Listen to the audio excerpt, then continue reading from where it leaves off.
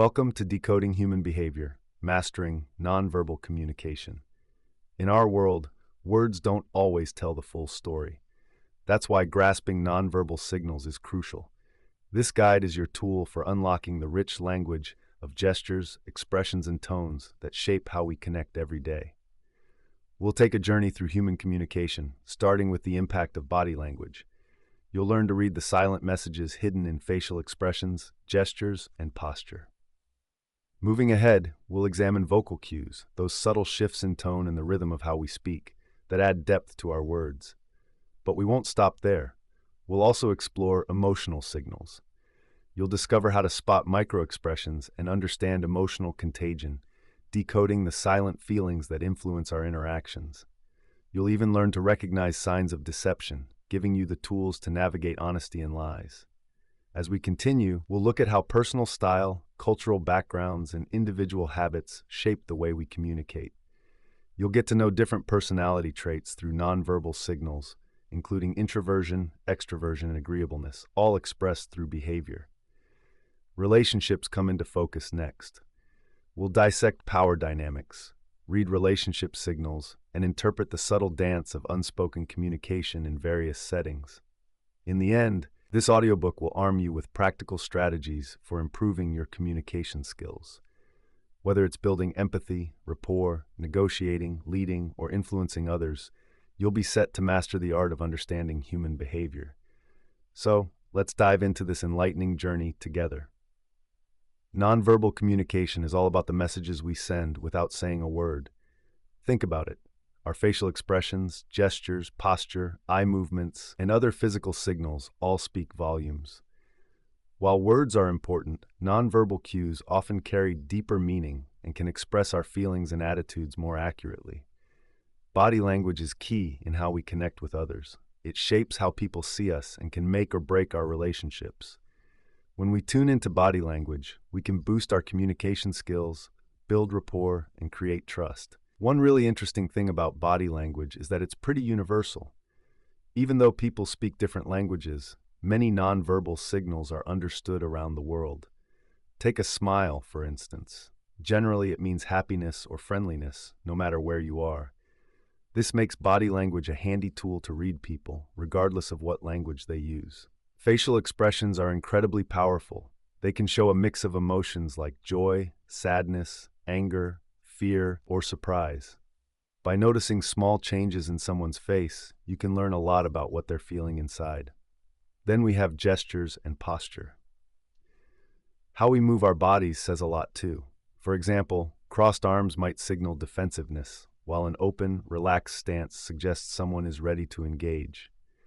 By watching these movements, you can gauge someone's comfort level or confidence. And let's not forget about the eyes. They really are the windows to the soul. Eye movements can tell you so much about what someone is thinking or feeling. If someone maintains eye contact, it often means they're interested or attracted. On the flip side, if they avoid your gaze, it might suggest discomfort or even dishonesty. By paying attention to eye movements, you can better understand someone's engagement and emotional state. Micro-expressions are another layer to this. These are quick, fleeting expressions that pop up on a person's face, revealing what they're truly feeling. In just a split second, our bodies can give away true feelings, even when we try to hide them. By learning to notice and read micro-expressions, you can uncover emotions that are usually kept under wraps. It's all about body language clusters. Instead of focusing on single signals, look at groups of nonverbal cues that happen together. They tell a stronger story. For instance, if someone is crossing their arms, avoiding your gaze, and leaning back, they're likely showing discomfort or disagreement. By analyzing these clusters, you'll get a clearer picture of what someone is really thinking or feeling. Cultural factors matter too. Many nonverbal signals seem universal, but different cultures can interpret them in unique ways. What might signal one thing in one culture could mean something entirely different in another. So be mindful of these differences. Don't jump to conclusions based on your own cultural lens. Getting good at reading body language takes practice. Start by watching your own body language. Think about how it might come across to others. Then observe those around you, both in casual situations and formal events. Look for patterns and inconsistencies in their nonverbal cues to sharpen your skills. In summary, body language is an incredible key to understanding others. By learning to read facial expressions, gestures, posture, and eye movements, you gain important insights into people's thoughts and feelings. Becoming skilled at this can boost your communication, strengthen your relationships, and help you engage with others more empathetically. Facial expressions in particular hold a wealth of information about what someone is feeling or thinking, allowing you to read people like a book. Facial expressions are a universal language. They're understood around the world, no matter the culture. Studies show that people from all backgrounds can spot and interpret basic emotions like happiness, sadness, anger, fear, surprise, and disgust. This means these expressions are built into us. They're hardwired in our biology. They play a crucial role in how we communicate, letting us express feelings without even saying a word. Let's take a look at the 6 basic facial expressions that everyone recognizes. Each one has specific muscle movements that give us insights into what someone might be feeling. First, happiness. A true smile lights up the eyes, known as the Duchenne smile, while the mouth lifts at the corners. It shows someone is feeling good and at ease.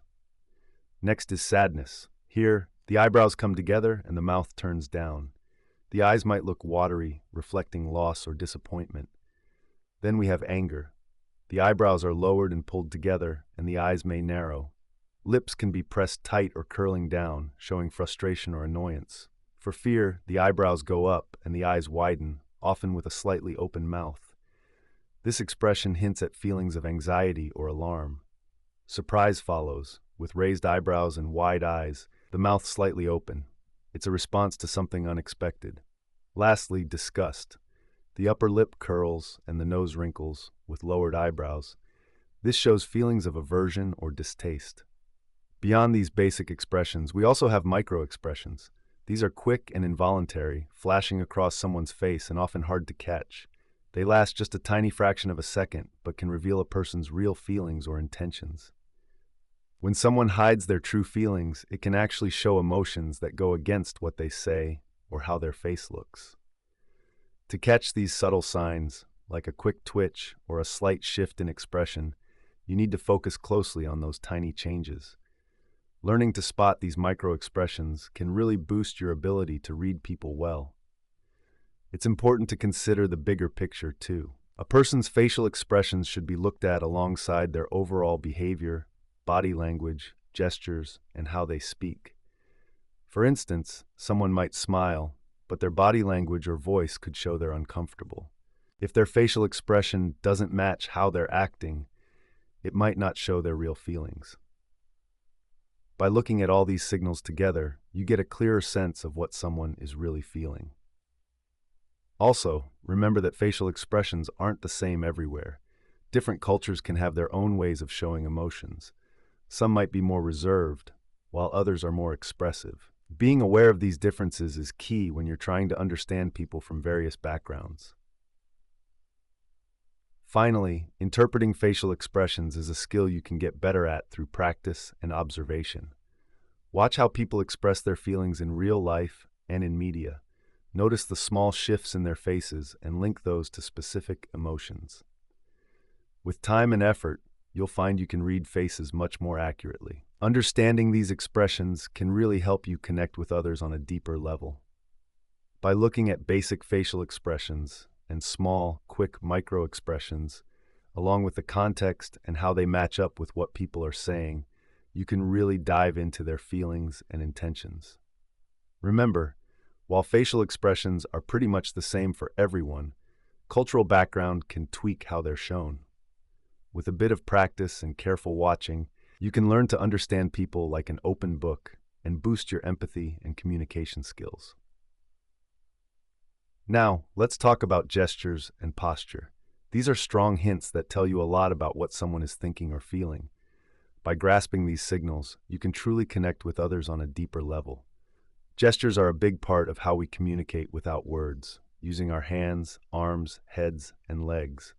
They can express various messages and emotions, so it's vital to know what they mean.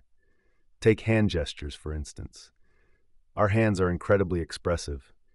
An open palm often means someone is being honest and open, while a clenched fist might signal anger or frustration. Notice gestures like pointing, waving, or tapping. They can give you clues about someone's feelings or highlight what they care about. Then there's arm and body movements. The way someone holds their arms and stands can tell you a lot. If arms are crossed, it could mean they feel defensive or uneasy, while open and relaxed arms suggest they're friendly and approachable. Also, the direction they face may show you how engaged they are. If someone leans in, they're likely interested. If they lean back, it could hint at discomfort. Head movements can share a variety of messages too. Nodding usually means agreement or understanding, while shaking the head signifies disbelief or disagreement. Pay attention to the little things, like slight head tilts or gentle nods, as they can add depth to what someone is saying. And don't forget about posture. It's all about how someone stands or sits. How a person stands, sits, or moves can tell you a lot about their confidence, mood, and comfort level. By watching their posture, you can learn about what's going on in their mind. For instance, someone who stands or sits up straight usually shows confidence and attentiveness. Their shoulders are back and they hold their head high. This posture signals that they're engaged and open to talking. On the flip side, if someone is slouched or hunched over, it often means they're feeling low in confidence, disinterested, or just tired.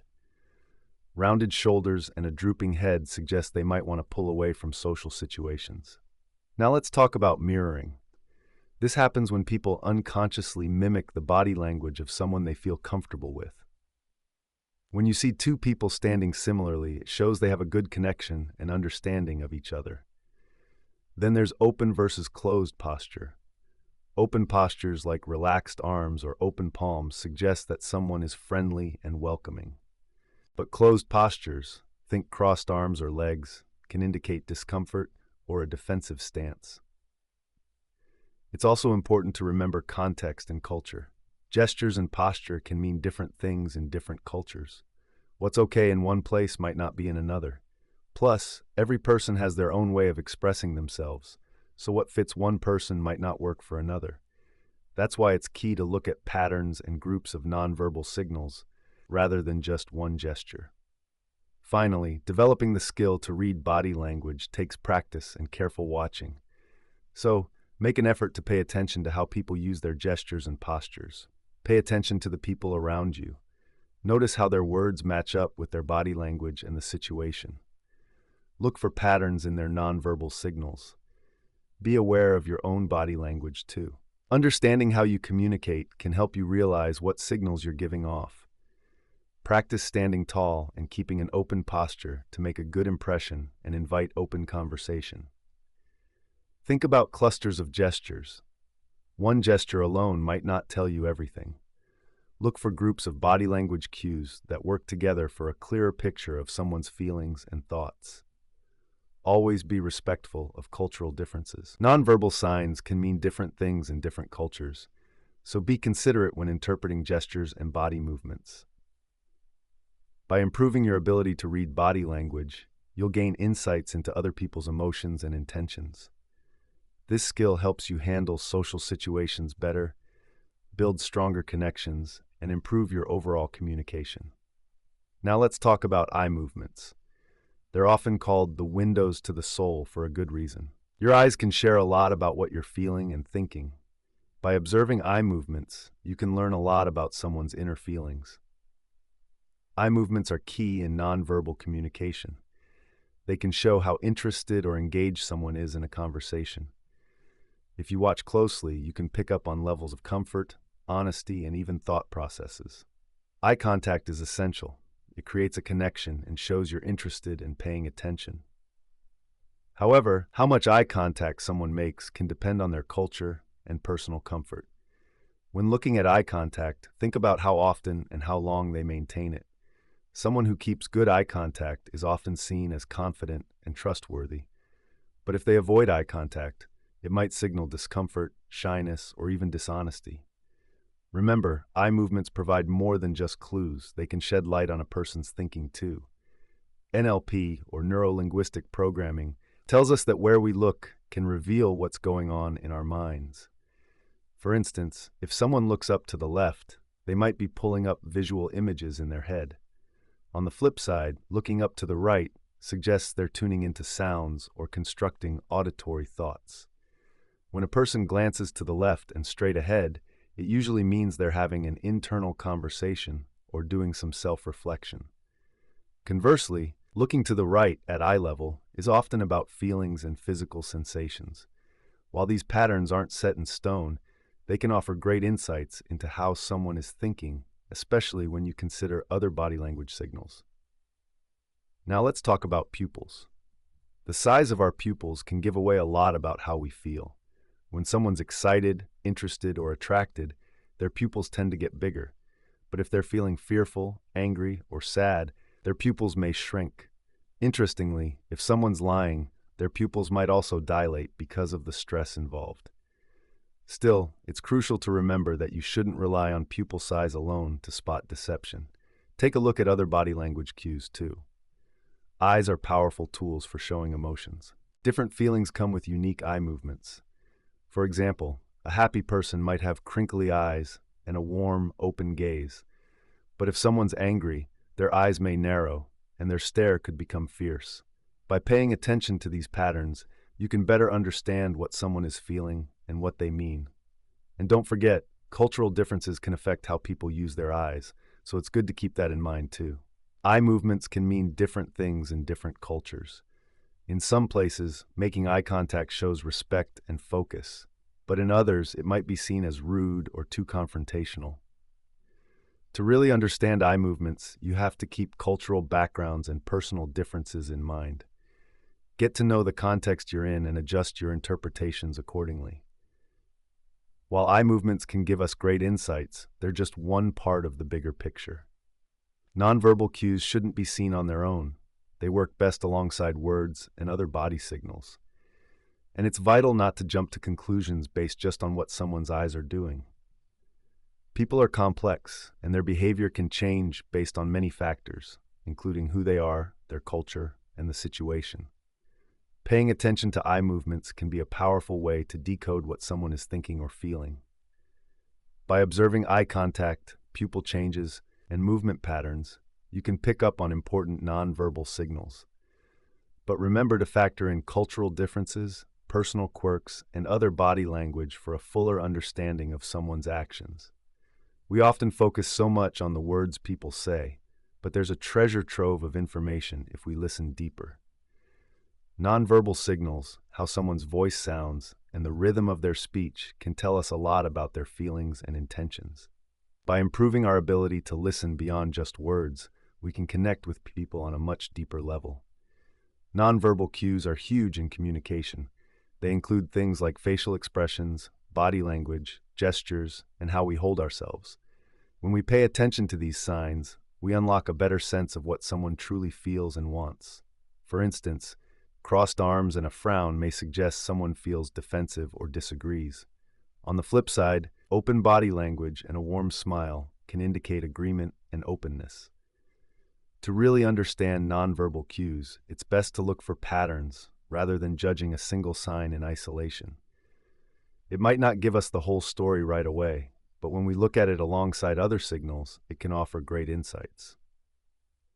It's also really important to remember that nonverbal communication can differ a lot from one culture to another. Gestures and facial expressions aren't the same everywhere. Now, think about vocal tone and pitch. The way we speak carries a ton of meaning, sometimes even more than the actual words. For instance, if someone's voice is shaky or hesitant, they might be feeling nervous or unsure. On the flip side, a strong, assertive tone often shows confidence and conviction. By tuning into these vocal cues, we can pick up on emotions like anger, sadness, excitement, or fear. Just a change in pitch, volume, or rhythm can tell us a lot about how someone is feeling. A high-pitched voice could signal anxiety or excitement, while a low, monotone voice might suggest boredom or a lack of interest. Next, let's look at speech patterns. This is about how someone puts their sentences together, takes pauses, and chooses certain words. These patterns can give us key insights into a person's thoughts, personality, and emotions. For example, if someone speaks quickly and bounces around between topics, They might be feeling anxious or excited, but someone who talks slowly and thoughtfully could be more introspective or careful. Listening for these patterns can also help spot lies. If a person's speech doesn't match their body language or includes inconsistent details, that could be a sign they're being untruthful. Then we have verbal fillers and pauses. These are little clues that can show us more about a person's thoughts or feelings. Fillers like or like are often used when someone is searching for the right words or just filling time. Pauses can show hesitance, uncertainty, or a need to think things over. By noticing these fillers and pauses, we can better understand someone's confidence, comfort level, and honesty. If there are too many fillers or long pauses, that might hint at nervousness, unpreparedness, or even an attempt to deceive. In conclusion, learning to listen beyond just the words is a skill that anyone can build with practice and awareness. By focusing on nonverbal signals, vocal tones, and pitch, we open up a whole new level of understanding in communication. By paying attention to how someone speaks, like their tone, pitch, and even the pauses they take, we can uncover a lot about what they're really thinking and feeling. This deeper insight helps us communicate better, build stronger connections, and handle social situations with more empathy.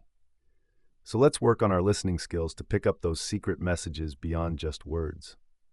Vocal tone is key. It's about how someone's voice sounds, and it can show us their emotions and attitude.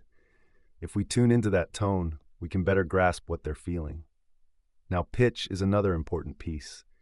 It's how high or low someone's voice is and can change based on their age, gender, and culture.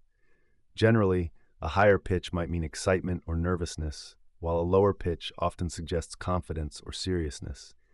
But remember, everyone is different, and cultural backgrounds can change how we interpret these sounds. Volume matters too. A loud voice might indicate someone's confident or trying to assert themselves, while a softer voice could reflect shyness or a desire for privacy. Context is vital here, since some cultures see quieter speech as respectful. Then there's rhythm, the speed and flow of someone's speech.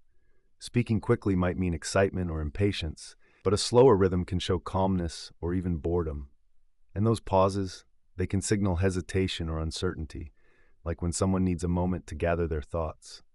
Finally, we shouldn't overlook melody. The musicality of someone's voice can tell us a lot about their feelings. A flat, monotone voice might show boredom or a lack of interest. A varied and lively tone of voice can show excitement, engagement, or joy. By noticing how the pitch rises and falls in a sentence, we can gather important hints about someone's feelings.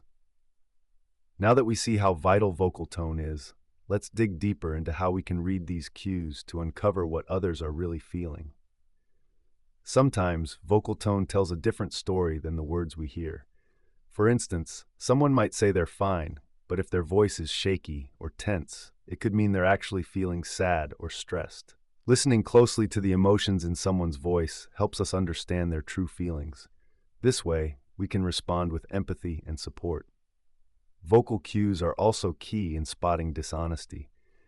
When someone lies, their tone might shift, they might sound unsure, have a higher pitch, or their speech patterns could become inconsistent. By paying close attention, we can spot these signs of deceit and look further into what's going on. Vocal tones can even reveal bits of someone's personality. People with dominant traits often speak more loudly and assertively, while introverts may use a softer, reserved tone. By tuning into these vocal cues, we can better grasp someone's character and adjust how we communicate with them. Cues also give insight into someone's intentions. A persuasive tone with a rhythmic beat might mean someone is trying to persuade or manipulate. Being aware of these signals helps us handle social situations more effectively and make better choices. To sharpen your ability to pick up on vocal cues, try these tips. First, practice active listening. Focus more on the speaker's tone rather than just the words. Notice changes in pitch, volume, and rhythm. This will help you develop a natural feel for vocal cues. Second, record conversations and listen to them again. Observe your own vocal cues as well as others. Analyze how tone relates to emotions and intentions. This practice makes you more aware of vocal cues during real conversations. Lastly, keep cultural sensitivity in mind. Different backgrounds can affect vocal expression, so be open and understanding. Keep in mind that vocal cues can differ from one culture to another. What's seen as normal in one place might feel off in another, so it's important to be aware of these differences and adjust how you understand vocal signals. Empathy is key here. When you develop empathy, you can really grasp vocal tones better. Try to step into the speaker's world and feel what they're feeling based on how they sound. This approach helps you connect more deeply and get your message across more clearly. By sharpening your skills and picking up on vocal tones and pitch, you'll get better at reading people and catching those unspoken messages. Just remember, vocal cues are just one part of the bigger picture. It's crucial to look at them together with other verbal and nonverbal signals for a well-rounded view of what's happening. Now let's talk about speech patterns. Speech is one of our most powerful ways to communicate. It doesn't just share information, it also gives away a lot about a person's feelings and personality. By looking closely at speech patterns, we can learn about a person's mindset and what they really mean. The pace and rhythm of someone's speech can tell you a lot about their feelings. Quick speech might mean they're excited, enthusiastic, or even nervous. In contrast, a slower pace could signal calmness, thoughtfulness, or sometimes boredom. Watch for any sudden changes in speed. These can show shifts in emotion or how significant the topic is. When you're analyzing speech, context matters a lot. For instance, fast talking during a heated argument might show anger, while similar speed in a lively chat might just reflect excitement. By observing the pace and rhythm of speech, you can get a clearer picture of how someone is feeling and how engaged they are. Now, let's look at volume and intensity. These elements can offer great insight into a person's character and emotions. A loud, intense voice could suggest confidence or even aggression. Meanwhile, a softer voice might indicate shyness or a wish to avoid conflict. Remember, cultural and individual differences come into play here too. How we hear volume and intensity can change from one culture to another. What seems normal in one place might be loud or quiet somewhere else. So, when looking at how people speak, it's important to keep this in mind. Now, the tone and pitch of a voice can tell us a lot about how someone feels. A high-pitched voice might show excitement, nervousness, or even anxiety. In contrast, a low pitch often signals confidence, authority, or seriousness. The tone itself can express various feelings too, like happiness, sadness, anger, or sarcasm. For instance, a cheerful and upbeat tone usually means someone is in a good mood, while a flat, monotonous tone can indicate boredom or lack of interest. When analyzing tone and pitch, context matters. If the tone suddenly shifts, it might mean their emotions are changing, or a new topic is on the table. By picking up on these small hints, you can get a better grip on how someone is feeling and what they really mean. Then there's word choice and language patterns. The words we pick and how we put them together say a lot about us, our thoughts, beliefs, and even our personalities. By examining someone's word choices, we can learn about their education level, cultural background, or emotional state. For example, someone who uses complex vocabulary might be well-educated or knowledgeable in a certain area, while someone who keeps it simple may prefer easy communication. Also, patterns like using metaphors or telling stories can show how someone thinks and communicates. Some people lean heavily on metaphors, while others are more direct and straightforward. Verbal fillers and pauses can tell us a lot too. Words like or like pop up often in casual chats, and while they might seem trivial, they can reveal how someone thinks and how confident they feel. If someone uses fillers a lot, it could mean they're unsure or unprepared. Fewer fillers, on the other hand, can suggest that someone is organized and confident. And a quick pause before answering, that can hint at deeper thoughts brewing. A question can show that someone has thought things through, while a long pause might mean they're hesitating or need a moment to think. Notice how long those pauses are. They can tell you a lot about how someone is thinking and making choices. When you're looking at how people talk, it's key to remember that culture and personality play a big role. Different cultures have their own ways of communicating. Some people might be straightforward and direct, while others might choose to be more polite and indirect. Then there are individual differences. For example, Someone shy might speak softly and use fewer words, whereas a more outgoing person could be louder and more expressive. Being aware of these differences helps you avoid jumping to conclusions or misunderstanding someone's words. It's all about keeping an open mind and understanding the bigger picture of the conversation. So, in summary, paying attention to how someone speaks can give you insights into what they're feeling and thinking. By focusing on the pace, volume, tone, word choice, and those little filler words, you can better understand their mindset and intentions. But remember, cultural and personal differences matter, so you won't misread their signals. Learning to analyze speech patterns can really sharpen your ability to read people like a book. Now let's talk about those verbal fillers and pauses. Communication isn't just about the words, it's about how we deliver them. Fillers, words like like, and so, are used to fill silence or buy time while someone thinks. They might seem minor, but they can reveal a lot about what's going on in someone's mind. Confidence, uncertainty, and hesitation can show up in how people speak. When someone uses fillers a lot, like or like, it might mean they're not sure about what they're saying, or they lack confidence in their words. Pay attention to how often and how intensely they use these fillers. It can reflect their level of uncertainty. Fillers also indicate that someone is trying to gather their thoughts or organize their ideas. They often use them to keep the conversation going while they figure out their response, especially when faced with a tricky or unexpected question. Nervousness or anxiety plays a role too. When people feel anxious, they might lean on fillers to cope with those feelings.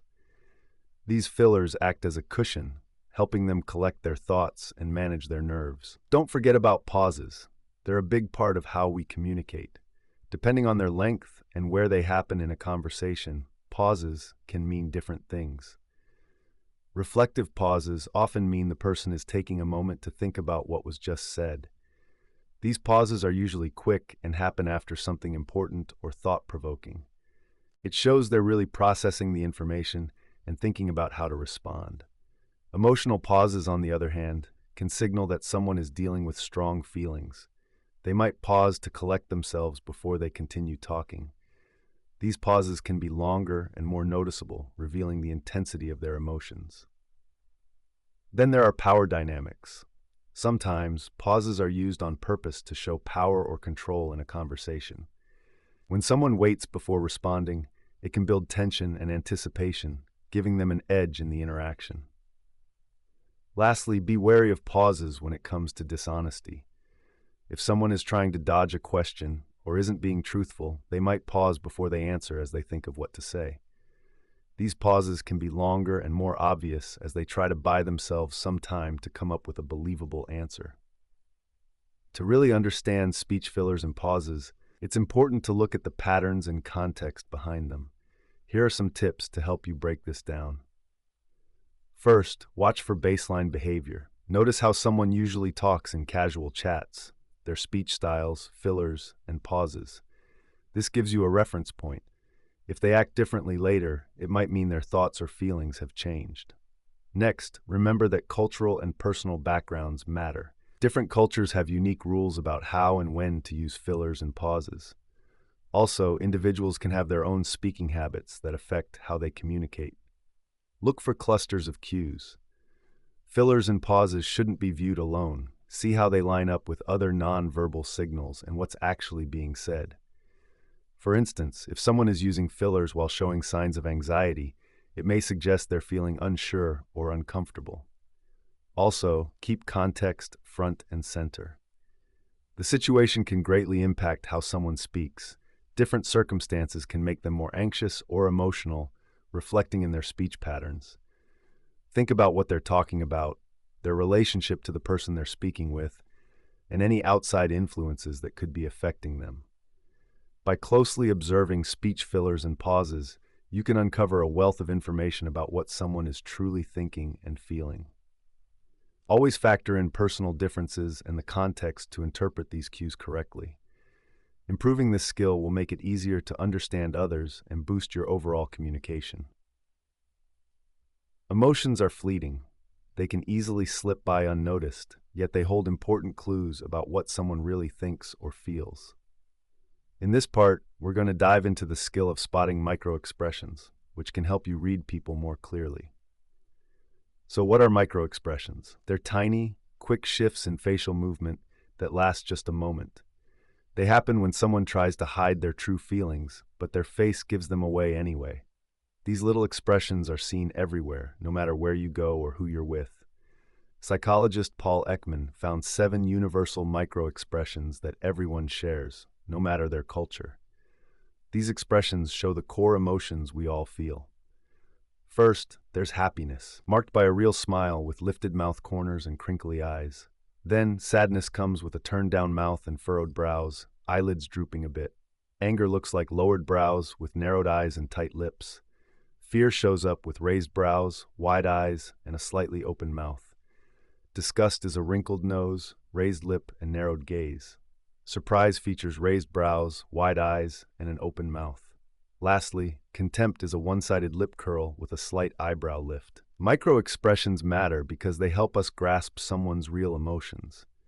They're hard to fake and happen without us even trying. While you can manage how your face looks, those tiny clues often slip through. By learning to notice these expressions, you gain valuable insight into how someone feels and what they might want. To identify micro-expressions, you need to really watch and practice. Start by focusing on people's faces, especially their eyes, eyebrows, mouth, and forehead. These areas reveal the most. Keep an eye on the timing too. Micro-expressions are super quick, lasting just a blink. Train yourself to catch these fleeting signs by practicing with videos or images that show them. Look for inconsistencies in expressions. Compare a person's micro-expressions with their overall demeanor. If their micro-expression doesn't match what they say or how they act, they might be hiding their true feelings. Context matters too. Think about the situation and the person's background when you read those micro-expressions. Cultural differences and personal traits can affect how strong and how often these expressions show up. Practice empathy. Step into the other person's shoes. Try to feel what they're feeling. This helps you connect better and read their micro-expressions more accurately. Now let's talk about the challenges. Spotting micro-expressions is a handy skill, but it's not always easy. For one, these expressions flash by quickly, so they can be hard to catch. Getting the hang of recognizing them takes practice. Then there's subtlety. Micro-expressions are often faint, and if you're not paying attention, you might miss them. Enhancing your observation skills is key to overcoming this. Cultural differences also play a role. While everyone feels basic emotions, the way they express them can vary across cultures. Keep this in mind when interpreting what you see. And remember, every person expresses emotions differently. Some folks might not show strong micro-expressions at all, so it's important to recognize these individual differences when you analyze them. In conclusion, learning to spot micro-expressions is a valuable skill. It helps you read people better.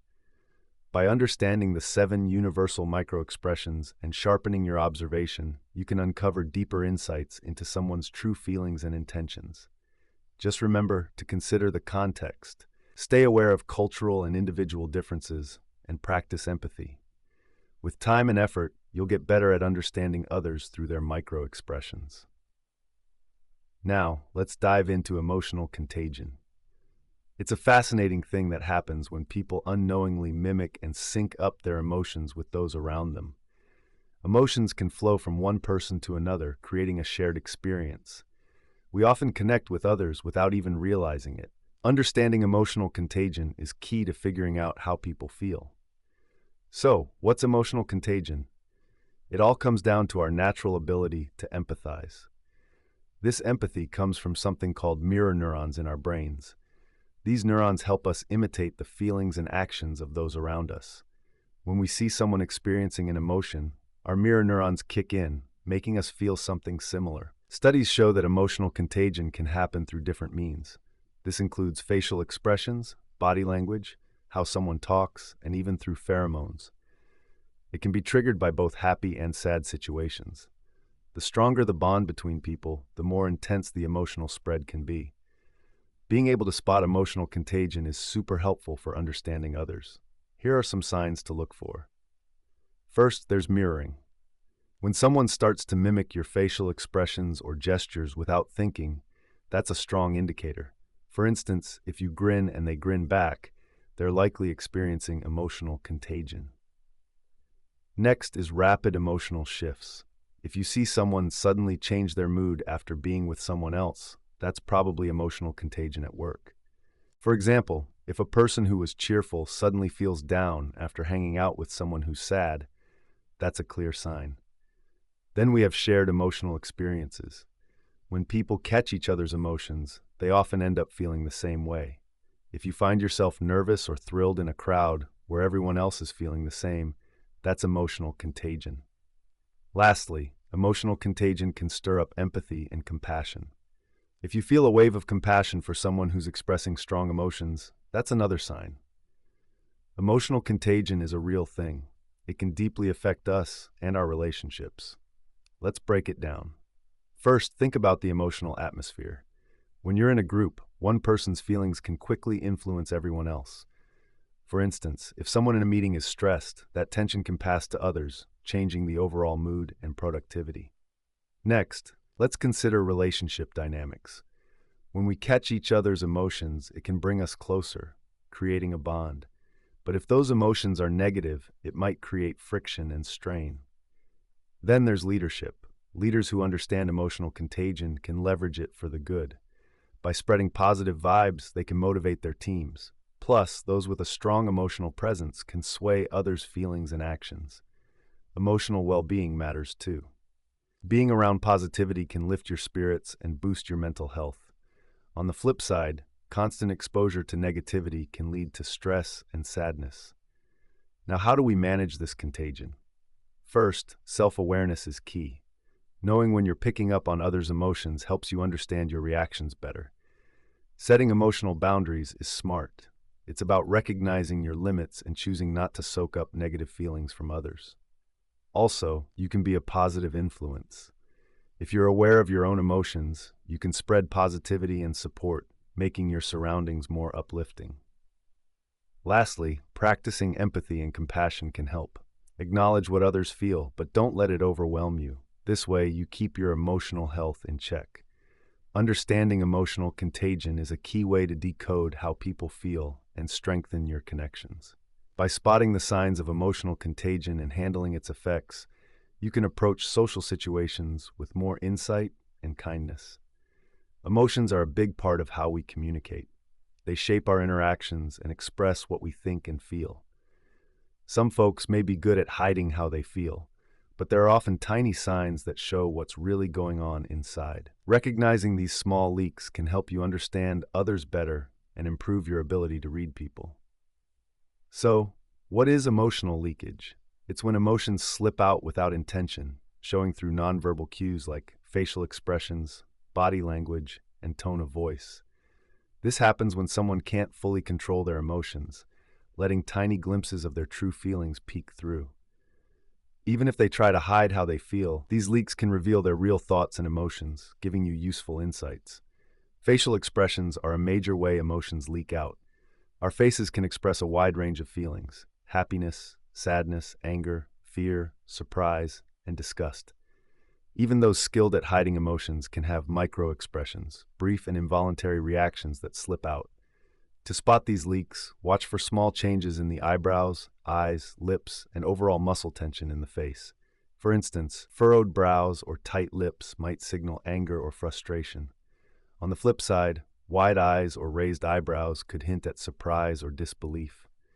By catching these micro-expressions, you can uncover someone's real emotional state. Body language is another strong sign of emotional leakage. The way a person stands, their posture, and their gestures can offer big clues about how they feel. For example, crossed arms and a stiff posture often show defensiveness or discomfort. In contrast, open and relaxed movements suggest that someone feels at ease. Keep an eye out for these subtle changes. When it comes to body language, things like fidgeting, shifting weight, or avoiding eye contact can signal nervousness, anxiety, or even deception. You should look at overall movements and gestures, as they can show how confident, engaged, or uninterested someone is. By paying attention to these nonverbal signals, you can catch emotional leaks and understand someone's true feelings better. Then there's the vocal tone and pitch. The way a person speaks can tell you a lot about how they're feeling too. Changes in tone, pitch, or inflection might reveal emotions like excitement, sadness, anger, or anxiety. Keep an ear out for shifts in volume, speed, and rhythm. A shaky voice might hint at fear, while an aggressive tone could indicate anger.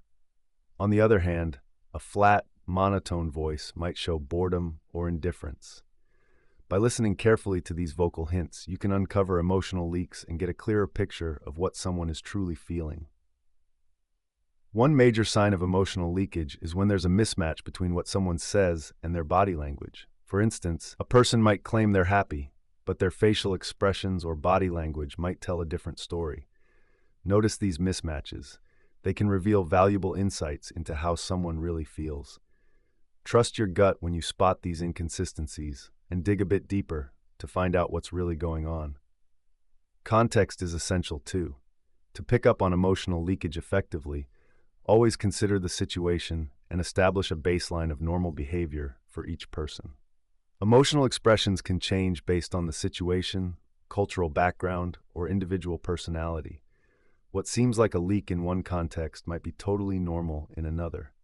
By observing how someone acts over time and in various situations, you can create a baseline for their typical emotional expressions. This baseline will help you spot any deviations or leaks down the line. Paying attention to the context of emotional leakage can offer important insights into someone's feelings and motivations. It takes practice and careful observation to spot these signs.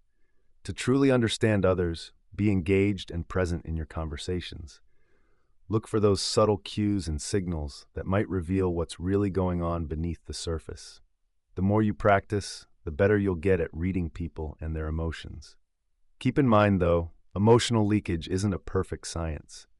People are complicated, and their feelings can be shaped by many factors. So approach your observations with empathy, understanding, and an open mind. Use what you notice as a way to kick off deeper conversations and connections, instead of jumping to conclusions based only on emotional leakage. Recognizing emotional leakage can really sharpen your ability to read people well. Focus on facial expressions, body language, tone of voice, and the gaps between what someone says and what they truly convey. You'll start to see a clearer picture of their emotional state. Don't forget to consider the context and what someone's usual behavior looks like for better comparisons. With time and practice, you can get much better at picking up on emotional leakage and understanding others more deeply. Emotions are a key part of how we communicate, and being able to interpret them accurately can shed light on someone's thoughts and feelings. Facial expressions are a major way we show emotion. They're powerful and universal. Different muscles in the face come together to express a wide array of feelings. Getting good at reading these expressions can really help you understand how someone is feeling. When you look at facial expressions, consider both the tiny details and the overall look. For instance, a raised eyebrow might show surprise or doubt, while a furrowed brow could suggest anger or confusion. And of course, a smile says a lot too. A genuine smile typically brings happiness, but if the muscles around the eyes are tense, it might be a sign of a fake grin. Remember, facial expressions aren't the same everywhere, so it's important to think about cultural differences when we read emotions. In some cultures, showing feelings openly could be seen as rude. That might push people to hide how they really feel. Now let's talk about vocal cues. Your voice can tell you a lot about what someone is feeling. The tone, pitch, and loudness can show emotions like joy, sadness, anger, fear, and surprise. Pay attention to how their voice changes too. A high voice might signal excitement or nervousness, while a deep voice could mean anger or sadness. A monotone voice might suggest boredom or disinterest. Context matters here. Someone might sound sarcastic, which could imply they mean something different from their words. Spotting these vocal cues helps you better understand what someone is feeling and their true intentions. Body language is another key part of communication. It includes our posture, gestures, and movements, giving us insight into emotions and intentions. When reading body language, look at individual gestures along with how the person holds themselves overall. For instance, crossed arms or clenched fists often show frustration or anger, while open gestures like relaxed palms can indicate comfort and confidence. The way someone stands can be revealing too. Slumping might show sadness, while standing tall can express confidence. It's also worth noting that body language can differ from person to person and across cultures, so take those individual and cultural differences into account. Lastly, microexpressions are those quick, involuntary facial expressions that appear in a split second. Our faces often show what we're really feeling, even if we try to hide it. Microexpressions can be tricky to spot, but with a little practice, you can get better at recognizing them. Common ones include quick flashes of anger, fear, surprise, disgust, happiness, or sadness. These are usually subtle and can disappear in just a split second as the person regains control over their facial muscles. To read these microexpressions well, you need to watch for the tiny shifts in the face. The eyebrows, eyes, nose, mouth, and chin are all important areas. When you train yourself to notice these microexpressions, you gain insight into how someone truly feels, even when they're trying to keep it under wraps. Emotional leakage is when feelings unintentionally slip out, even when someone is trying to hold them back. It can show through facial expressions, body language, and even the tone of their voice. To catch emotional leakage, look for mismatches between what someone says and how they act. For example, if someone says they're happy, but their face and posture say otherwise, that's a sign something's leaking through. Context matters too. A person might reveal their real feelings when talking about something personal or sensitive. By tuning into these subtle signs, you can understand what someone is really thinking or feeling. In conclusion, being able to interpret emotions is a valuable skill. It helps you connect with others on a deeper level. By paying attention to facial expressions, vocal tones, body language, microexpressions, and emotional leakage, you can learn a lot about someone's emotional state and intentions. Just remember that everyone's different and culture can shape how emotions are shown. With some practice and observation, you'll get better at reading people, almost like flipping through a book. Emotions are a big part of our interactions and can really impact our relationships and communication. Our body language often spills the beans on how we really feel. Figuring out emotional body language is a valuable skill. It helps you connect with others in a more meaningful way. Let's dive into the key points about emotional body signals and share some handy tips for understanding them. Facial expressions are essential. Our faces do a lot of talking. Recognizing these expressions can give you a peek into someone's feelings. There are 6 key emotions that everyone can recognize: happiness, sadness, anger, fear, surprise, and disgust. But remember, different cultures and personal styles can change how people show these feelings. When you're trying to read someone's face, keep an eye on a few things. First, the eyes. People say they're the windows to the soul for a reason. You can often spot true emotions there, even if someone is putting on a brave face. Look for shifts in eye contact, pupil size, and eyebrow movement. It all tells a story. Next, check out the mouth. The way someone's lips curve or how tense their jaw is can reveal a lot about their mood. Smiles can be real or fake, so watch for genuine signs, like those little crow's feet around the eyes. Eyebrows also play a big role in expressing emotions. Raised brows might show surprise or disbelief, while furrowed brows can signal anger or confusion. Keep an eye on any lopsided or quick movements, as they can hint at hidden feelings. Now let's talk about posture and gestures. They give away a lot about how someone is feeling. An open stance with relaxed arms and legs screams comfort and openness. On the flip side, crossed arms or legs and a hunched back suggest defensiveness or unease. Hand movements really show a person's energy level. Watch for how fast, where, and how intensely they're moving their hands. Quick and broad gestures often mean excitement, while slow, careful movements can indicate hesitance.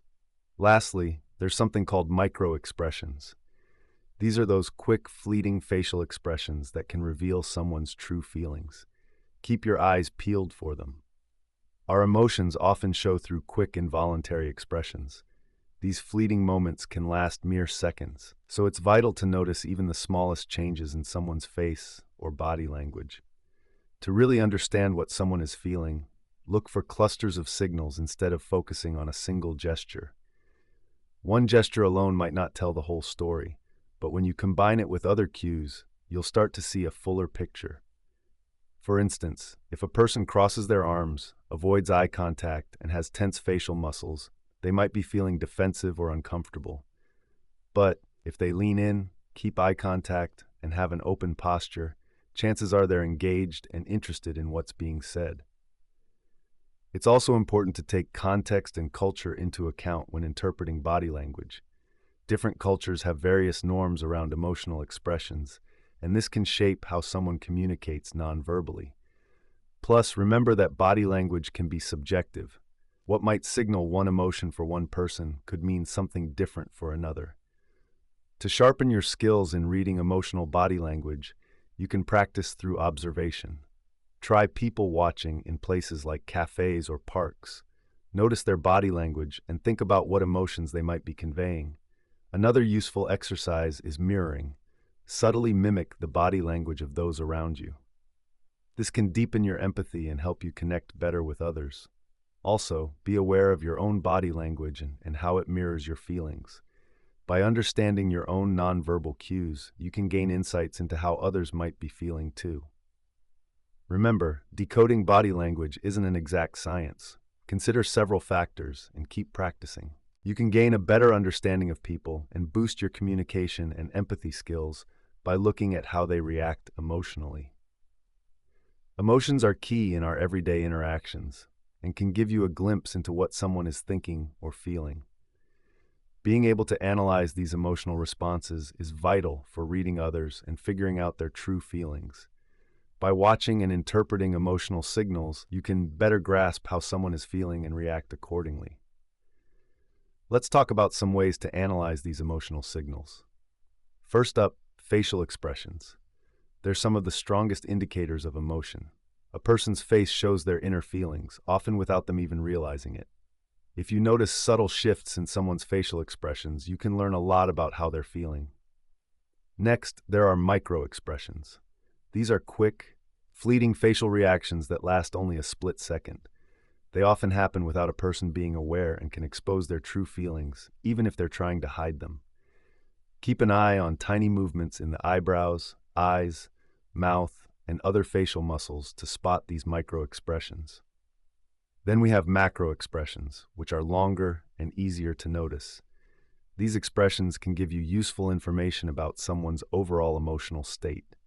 Look for changes in how their mouth looks, the position of their eyebrows, and the tension in their face. Context matters too. When you're analyzing facial expressions, think about the situation. A smile might mean happiness, but it could also be a way to mask genuine emotions. By looking at what's happening and how that person behaves overall, you can understand what their facial expressions really mean. Now, let's not forget about vocal cues. Besides facial expressions, the way someone speaks can also reveal their emotions. The tone, pitch, and rhythm of their voice can show their true feelings and attitudes. So what should you listen for? The tone of voice is key. If someone's voice is calm and steady, it could mean they're confident or happy. But if it's shaky or tense, that might indicate anxiety or fear. Changes in pitch or volume can also offer clues about how someone is feeling. The speed at which someone talks can show how they feel. If they're chatting quickly, they might be excited or a bit anxious. On the other hand, if they're talking slowly, it could mean they're feeling sad or deep in thought. Keep an ear out for any changes in how fast they speak during your conversation. How someone emphasizes words can also tell you a lot. When people are angry or frustrated, you might notice them stressing certain words. Plus, the tone of their voice can hint at how interested or involved they are in what's being said. Then there's body language, which is key to understanding emotions. Notice how someone stands or moves. A slouched posture might signal they're feeling low or uncomfortable, while a straight and open stance usually shows confidence. Watch for shifts in posture while you chat. It can give you clues about their feelings. Gestures also speak volumes. Hand movements or facial expressions can reveal what's going on inside. For instance, clenched fists might mean anger, while fidgeting could show they're nervous. Look out for any repetitive gestures that might indicate strong feelings. The space someone keeps between them and others can be telling too. If a person gets too close, they might be trying to assert dominance or show aggression. Conversely, if they stay a bit farther away, that might mean they're uncomfortable or want some privacy. Notice any changes in how close they stand during your talk. And then there's emotional leakage. This is when people accidentally show feelings they're trying to hide. Often they give off subtle signs that a careful observer can catch. Pay attention to micro-expressions, those quick flashes of emotion like sadness, anger, or fear that can pop up, even if they're saying something different with their words or body language. Pay attention to inconsistencies between what someone says and how they act. For instance, if a person says they're happy, but their face or body tells a different story, that's called emotional leakage. It can show up in small ways too, like the way their eyes shift, changes in their voice, or unexpected pauses when they talk. These little hints can reveal a lot about what someone really feels. When looking at how people express emotion, it's really important to think about the situation. Emotions can be swayed by many factors, like what's happening around them, who they're with, or even their own past experiences. By looking at the bigger picture, you get a clearer idea of what someone might be feeling. Don't forget to notice the environment too. Things like a noisy, crowded space can stir up stress or unease. Also, consider the dynamics between people. Relationships, power struggles, and social norms all play a role in how emotions get shown or hidden. And remember, people's pasts shape how they react emotionally. Everyone has their own triggers based on their experiences, so keep that in mind. By putting together what you see in their facial expressions, voice, body language, and context, you'll get a richer understanding of their feelings. No single sign will tell you the whole story, but by piecing together different clues, you'll get better at reading others. Now let's dive into spotting deception. Lying happens all the time, whether it's in personal relationships, job situations, or just chatting with someone. As someone who reads people well, you need to be able to catch when someone isn't being truthful. By learning the subtle cues that come with lying, you can better separate truth from falsehoods. We'll look at some important signs to help you identify when someone might be lying. Facial expressions are especially telling. They can reveal a lot about how a person truly feels. It's especially interesting to notice how we can figure out when someone is lying.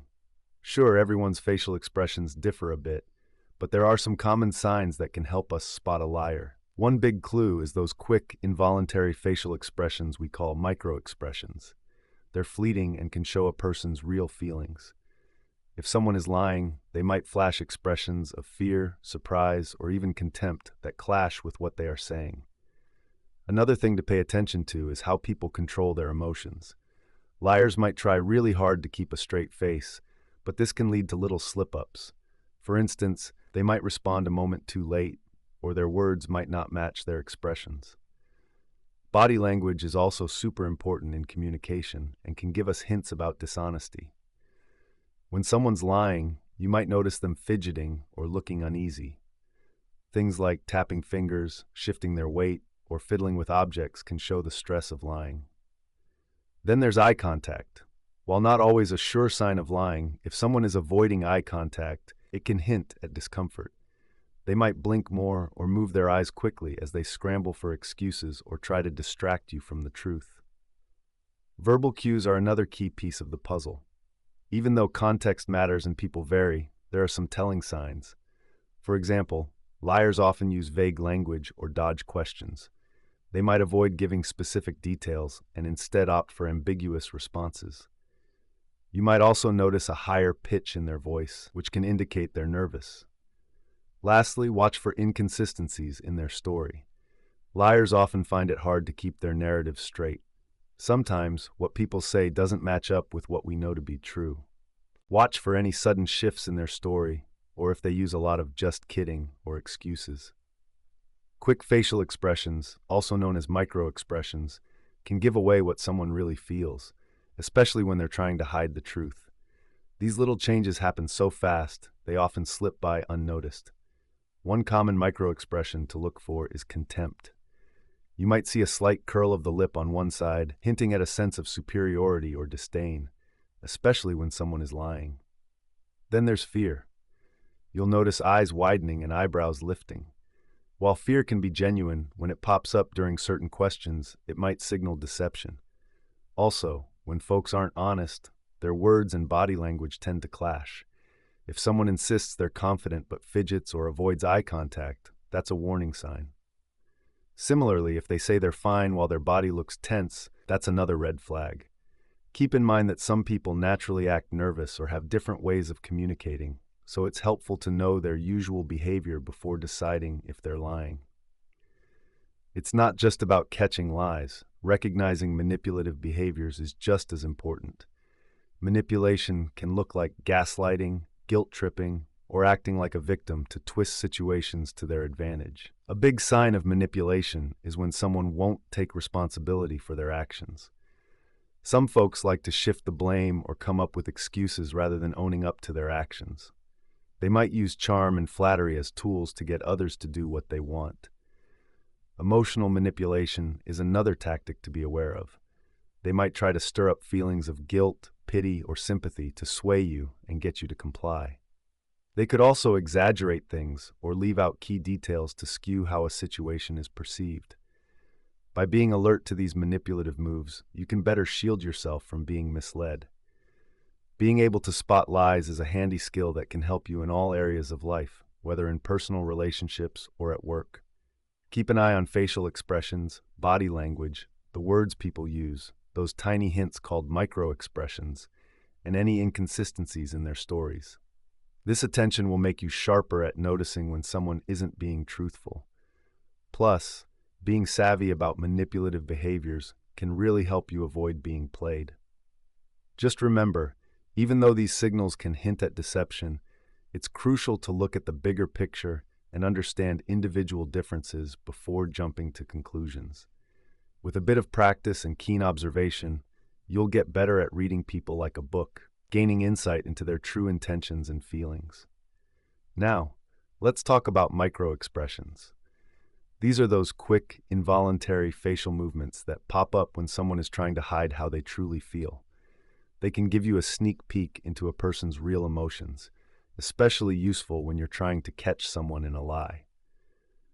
Micro-expressions happen all within a blink of an eye and often appear in response to emotions someone is trying to bury. While they can be tough to spot, with some practice, you can learn to notice these subtle hints. Research has highlighted 7 universal micro-expressions found in people from all walks of life and cultures. Micro-expressions are tied to specific feelings. Take happiness, for instance. A genuine smile lights up the mouth, lifts the cheeks, and crinkles the eyes. Sadness shows up with lips drooping down, eyebrows furrowed, and eyelids slightly sagging. Anger, that's marked by a furrowed brow, squinting eyes, and pressed lips. Fear brings wide eyes, raised brows, and a slightly open mouth.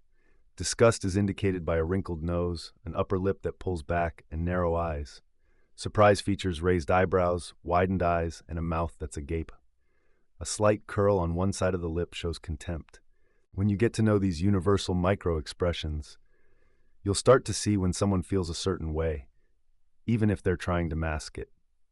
Micro-expressions can be extremely helpful when detecting lies. People often feel mixed emotions while lying, which can show up as micro-expressions that clash with what they're saying. By staying tuned into these subtle signs, you can sharpen your ability to catch deception.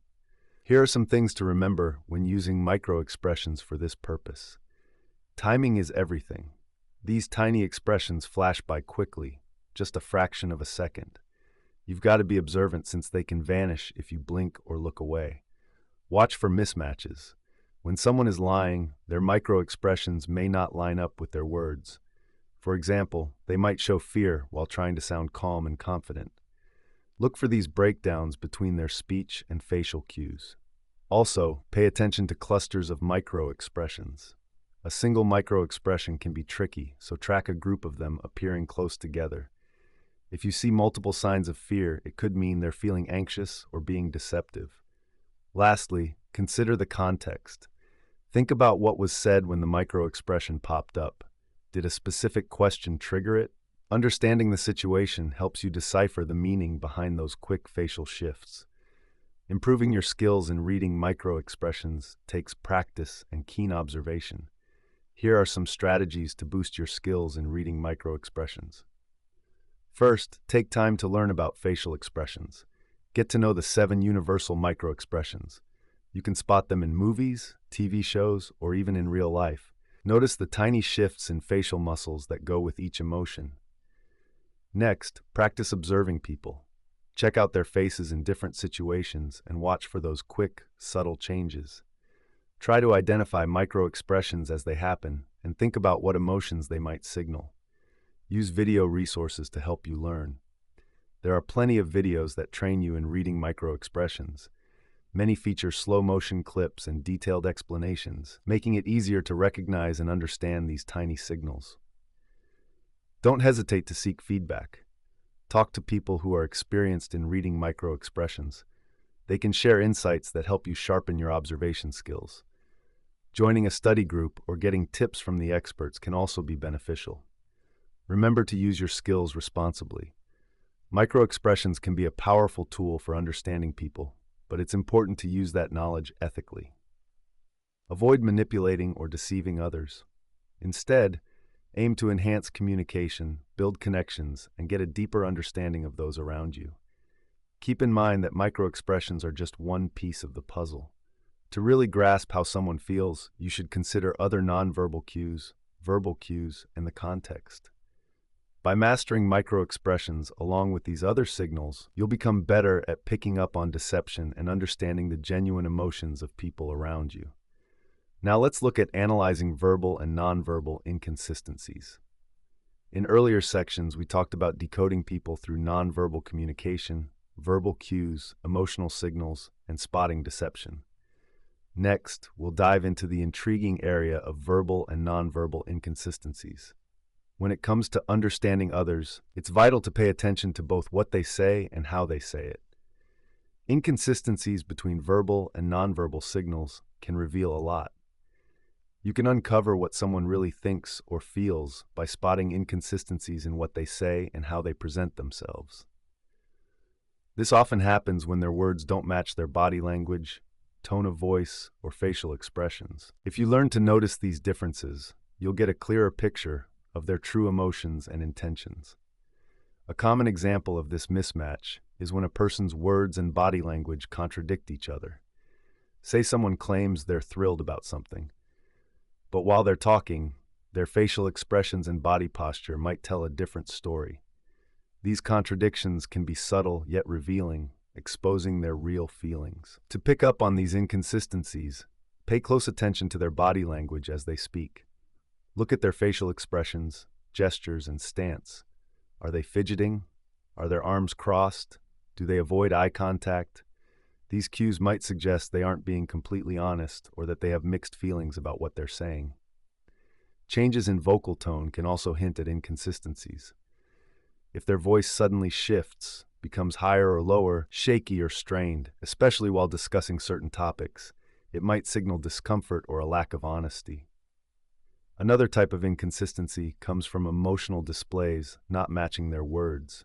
Imagine someone saying they're happy, but their face shows sadness or anger instead. To analyze this, keep an eye on how their emotions line up with their words. Micro-expressions, those quick, fleeting facial movements, can reveal what a person truly feels. They often happen in an instant and are usually involuntary, making them a trustworthy sign of their inner emotions. Also, watch their body language and voice tone. Are they showing open, relaxed posture while sharing positive news? These signals matter.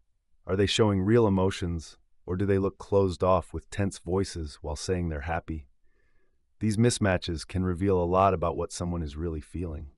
Let's talk about verbal fillers, those little words like ah, or like. People use these when they're searching for the right words or just buying some time. Pauses? That's a whole different story.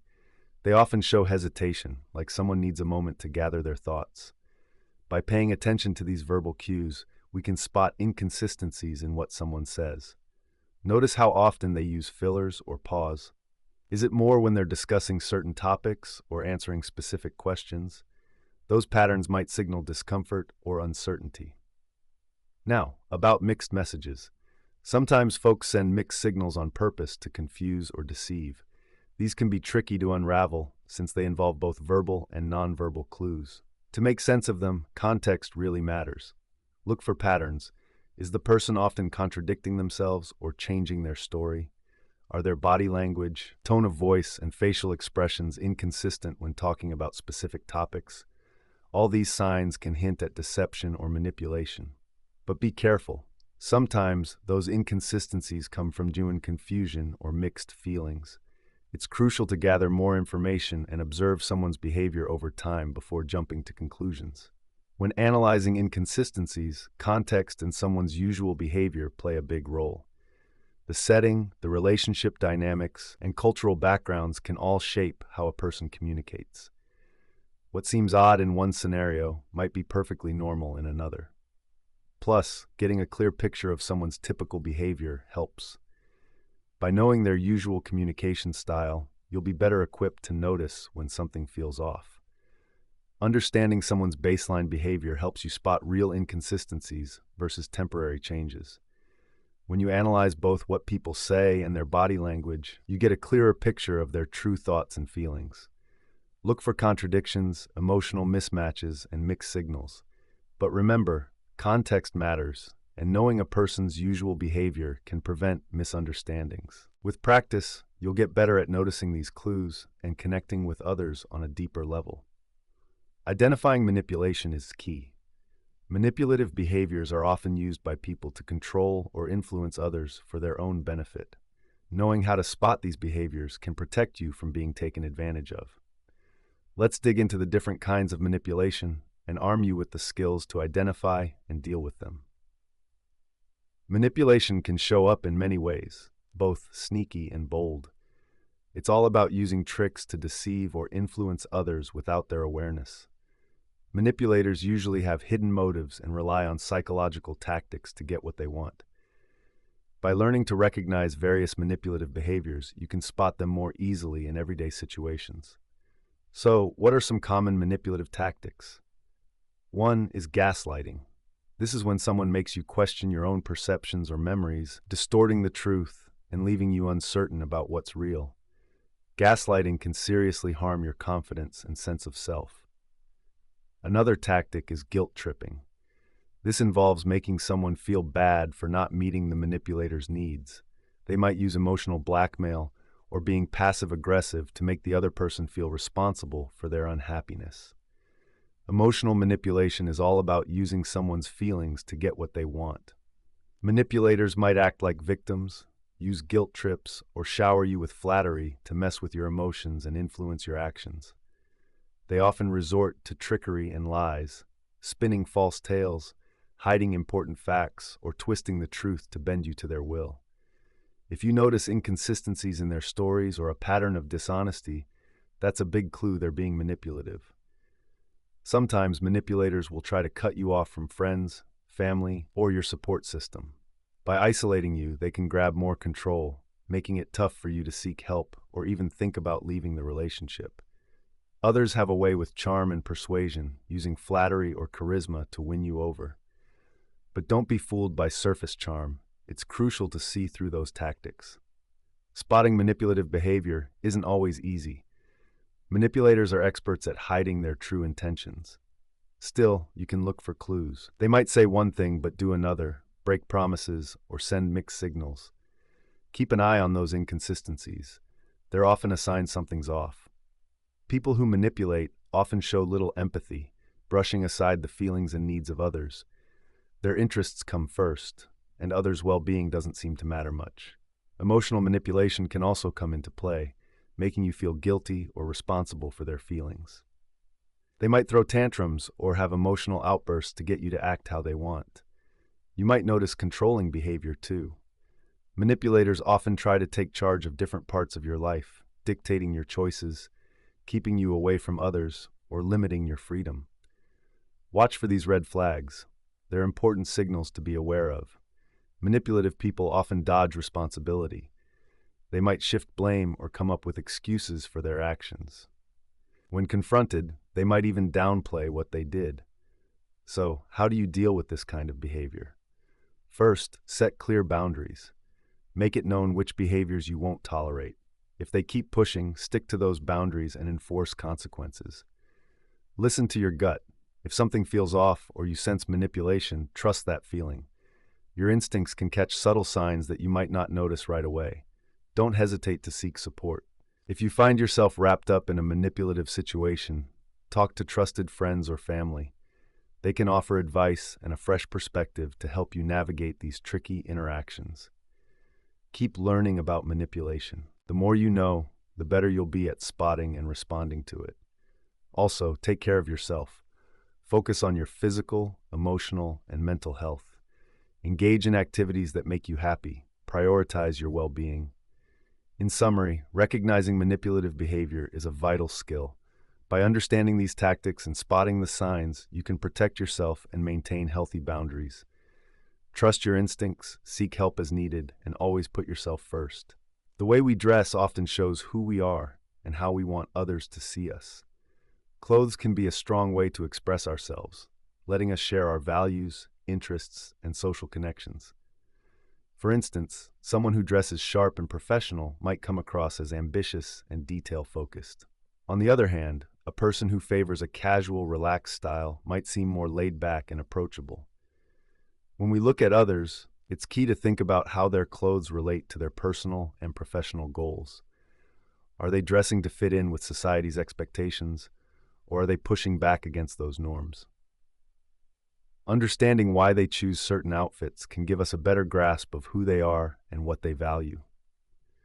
Cultural influences also play a big part in how we dress.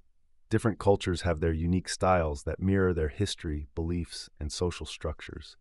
So, when we're interpreting someone's outfit, we need to be aware of these cultural factors and not let our own biases cloud our judgment. For example, some cultures prize modesty, leading people to dress more conservatively, while others might embrace bolder, more revealing styles. Recognizing and respecting these differences helps us avoid misunderstanding someone's intentions or character based solely on how they look. Personal style and self-expression matter too. While culture shapes our clothing choices, personal style lets people showcase their individuality. This includes not just the clothes they wear, but also the colors, patterns, and accessories they choose. When observing others, notice how consistent their personal style is. Do they stick to a signature look or favor certain colors? These little choices can tell us a lot about their personality. For example, someone who often wears bright, bold colors might seem confident and outgoing, while someone who prefers soft, neutral tones may come off as more reserved and thoughtful.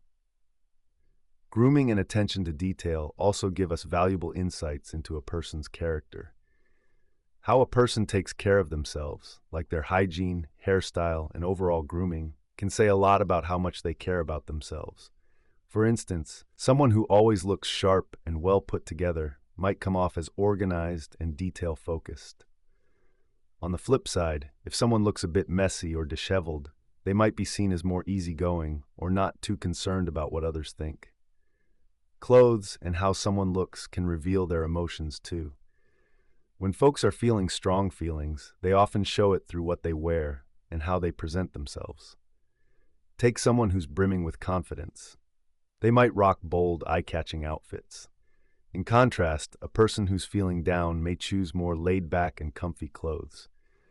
By tuning into these signals, we can better understand how someone might be feeling and react accordingly. It's crucial to remember that while clothing and appearance can give hints, they need to be seen in the context of an individual's life and situation. Everyone has their own tastes, cultural backgrounds, and personal styles that influence their choices. So it's important not to jump to conclusions just based on someone's look. Instead, use those initial impressions as a starting point to dig deeper and better understand the person.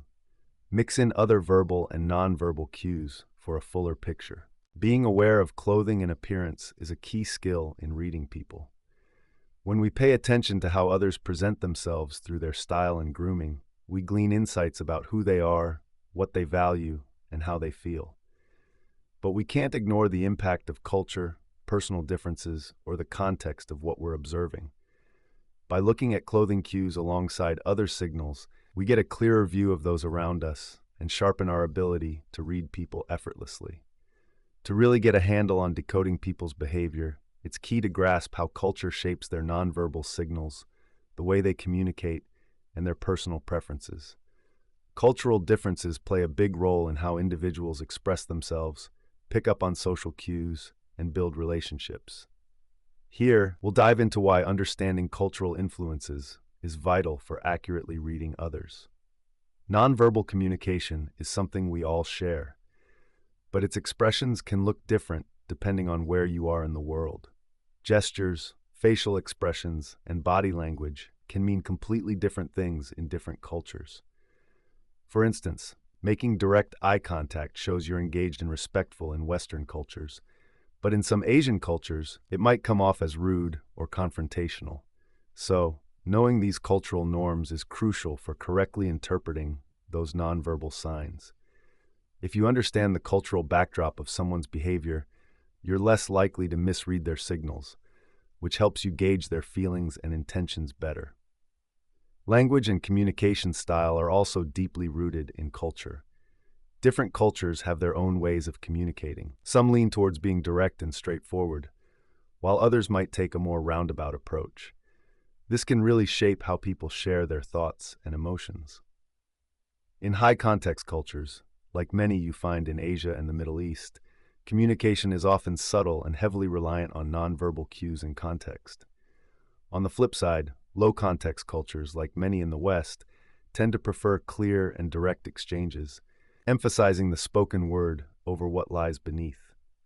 Recognizing these communication differences is vital when trying to decode those from diverse backgrounds. Being aware of cultural context and adjusting your own communication style can lead to more effective and courteous interactions. Personal space and boundaries? They're also culturally relative. Different cultures have different ideas about how much space people need. Some people like to keep their distance during conversations, while others are all about being closer. In many Western cultures, folks usually prefer more personal space and might feel uneasy if someone stands too near. On the flip side, in many Latin American and Middle Eastern cultures, people generally stand closer when they talk. Knowing these differences is key to understanding others correctly. It's vital to respect personal space norms to keep interactions comfortable and avoid stepping over boundaries. When it comes to emotions, culture plays a big role too. Some cultures promote expressing feelings openly, while others lean towards keeping emotions in check. For instance, in many Western societies, it's perfectly normal to show emotions directly. But in many Asian cultures, people tend to be more restrained and controlled with their feelings. Grasping these cultural influences is essential for reading emotions accurately. You have to consider where someone is coming from. What seems totally fine in one culture might not be accepted in another. Also, while it's important to recognize these cultural differences, we must be careful not to stereotype. Every person is unique. We shouldn't assume someone's behavior or personality based solely on cultural norms. Cultural influences are just one part of who someone is, and we need to think about other factors like personality, upbringing, and personal experiences too. By staying open-minded and sensitive to cultural differences, we can avoid jumping to conclusions based only on where someone comes from. Different cultures have unique ways of defining personal space and expressing emotions. This affects how people show themselves and read social signals. By being mindful of these cultural differences and approaching them with care, we can improve our understanding of others and build strong relationships across cultures. Personal space and territory are key parts of nonverbal communication. They can give us important clues about how someone feels and what they intend. If we can grasp how people use and respond to their personal space, we can better understand their emotions, attitudes, and interactions. Personal space is that invisible bubble we all keep around ourselves. How big that bubble is varies with cultural norms, personal likes, and the type of relationship we have. It's crucial in human interaction, helping shape comfort, trust, and closeness. Although everyone's bubble size is different, we can generally break it down into 4 zones. First, we have the intimate zone.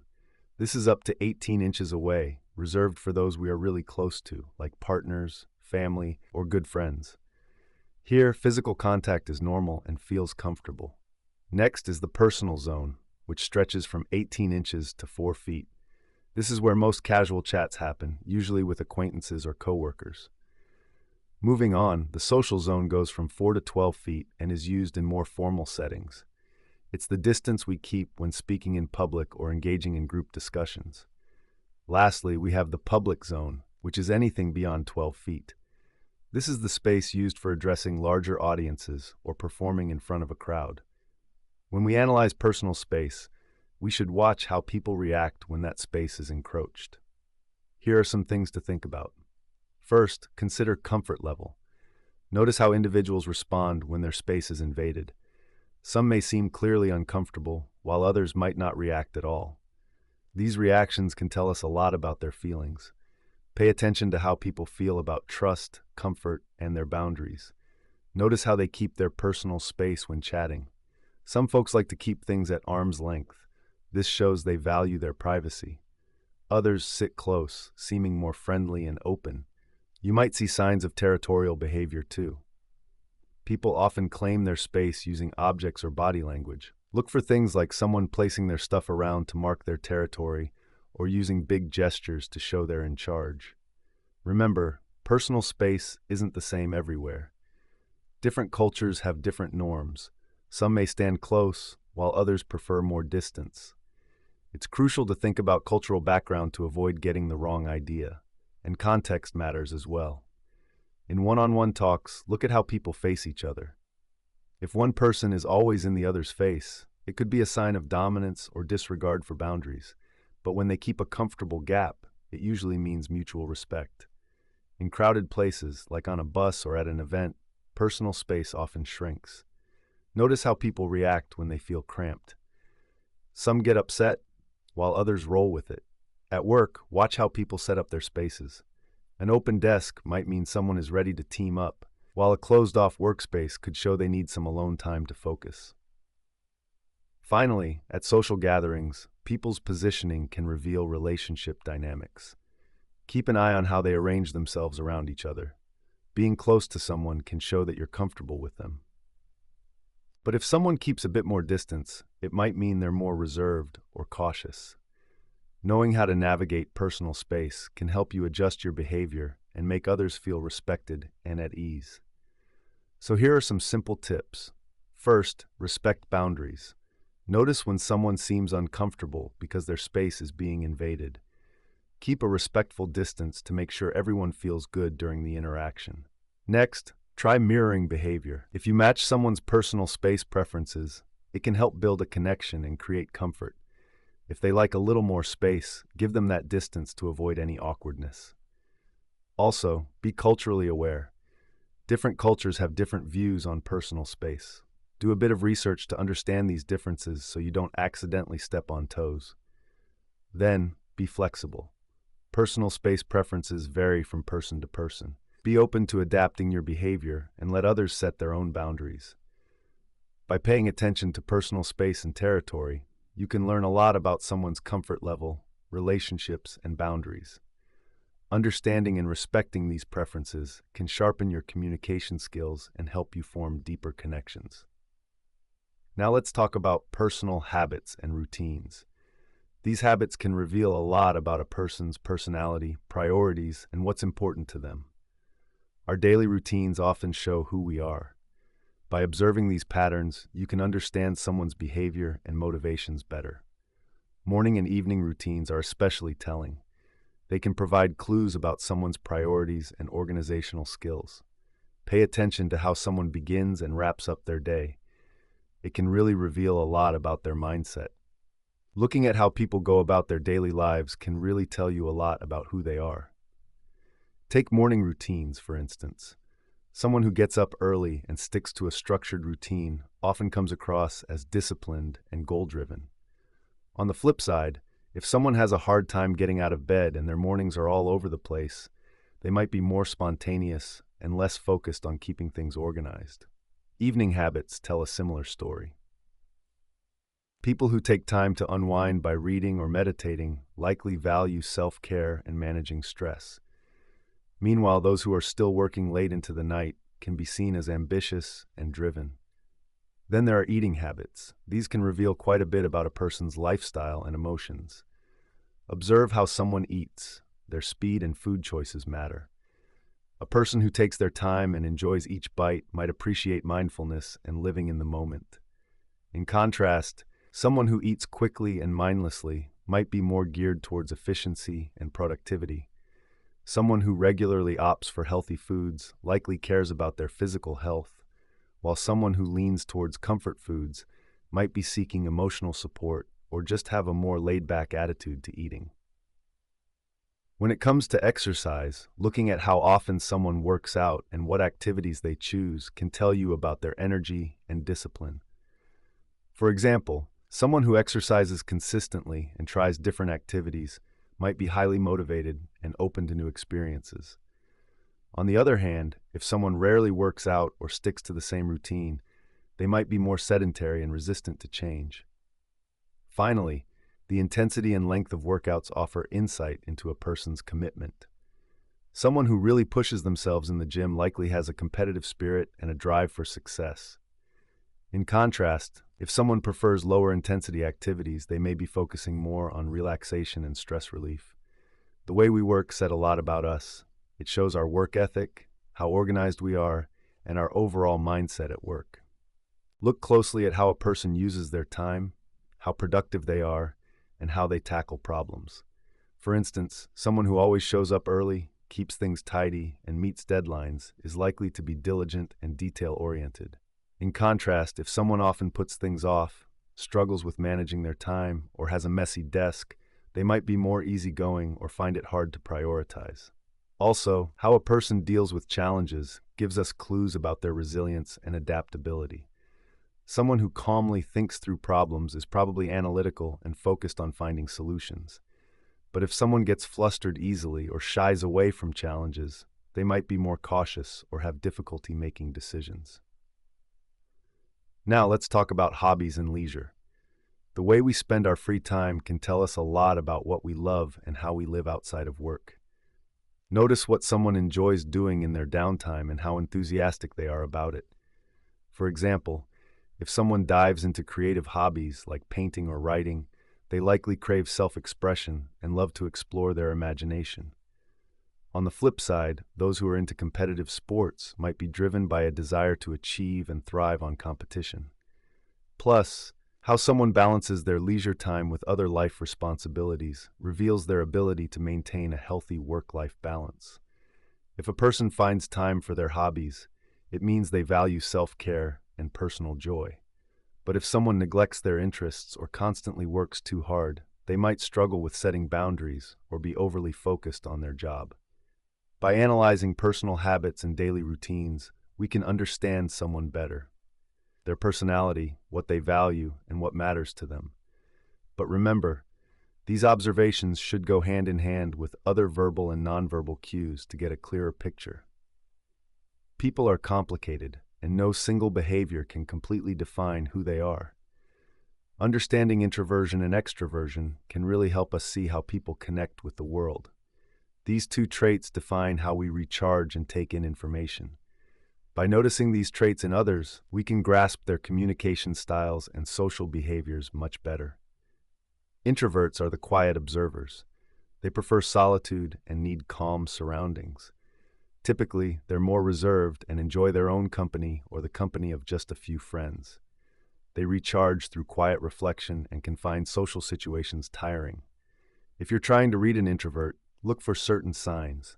They'll often listen more than they speak, taking their time to think things through before responding. Their body language might be a bit closed off, think crossed arms or a guarded stance. They may also like to write rather than talk, feeling more at ease with emails or texts instead of face-to-face chats. Often they'll choose peace over large gatherings. Now, extroverts, on the other hand, are the social energizers. They love being around people and thrive in lively settings. They're outgoing, chatty, and usually enjoy being in the spotlight. To spot an extrovert, watch for their open and inviting body language. Think arms wide and relaxed posture.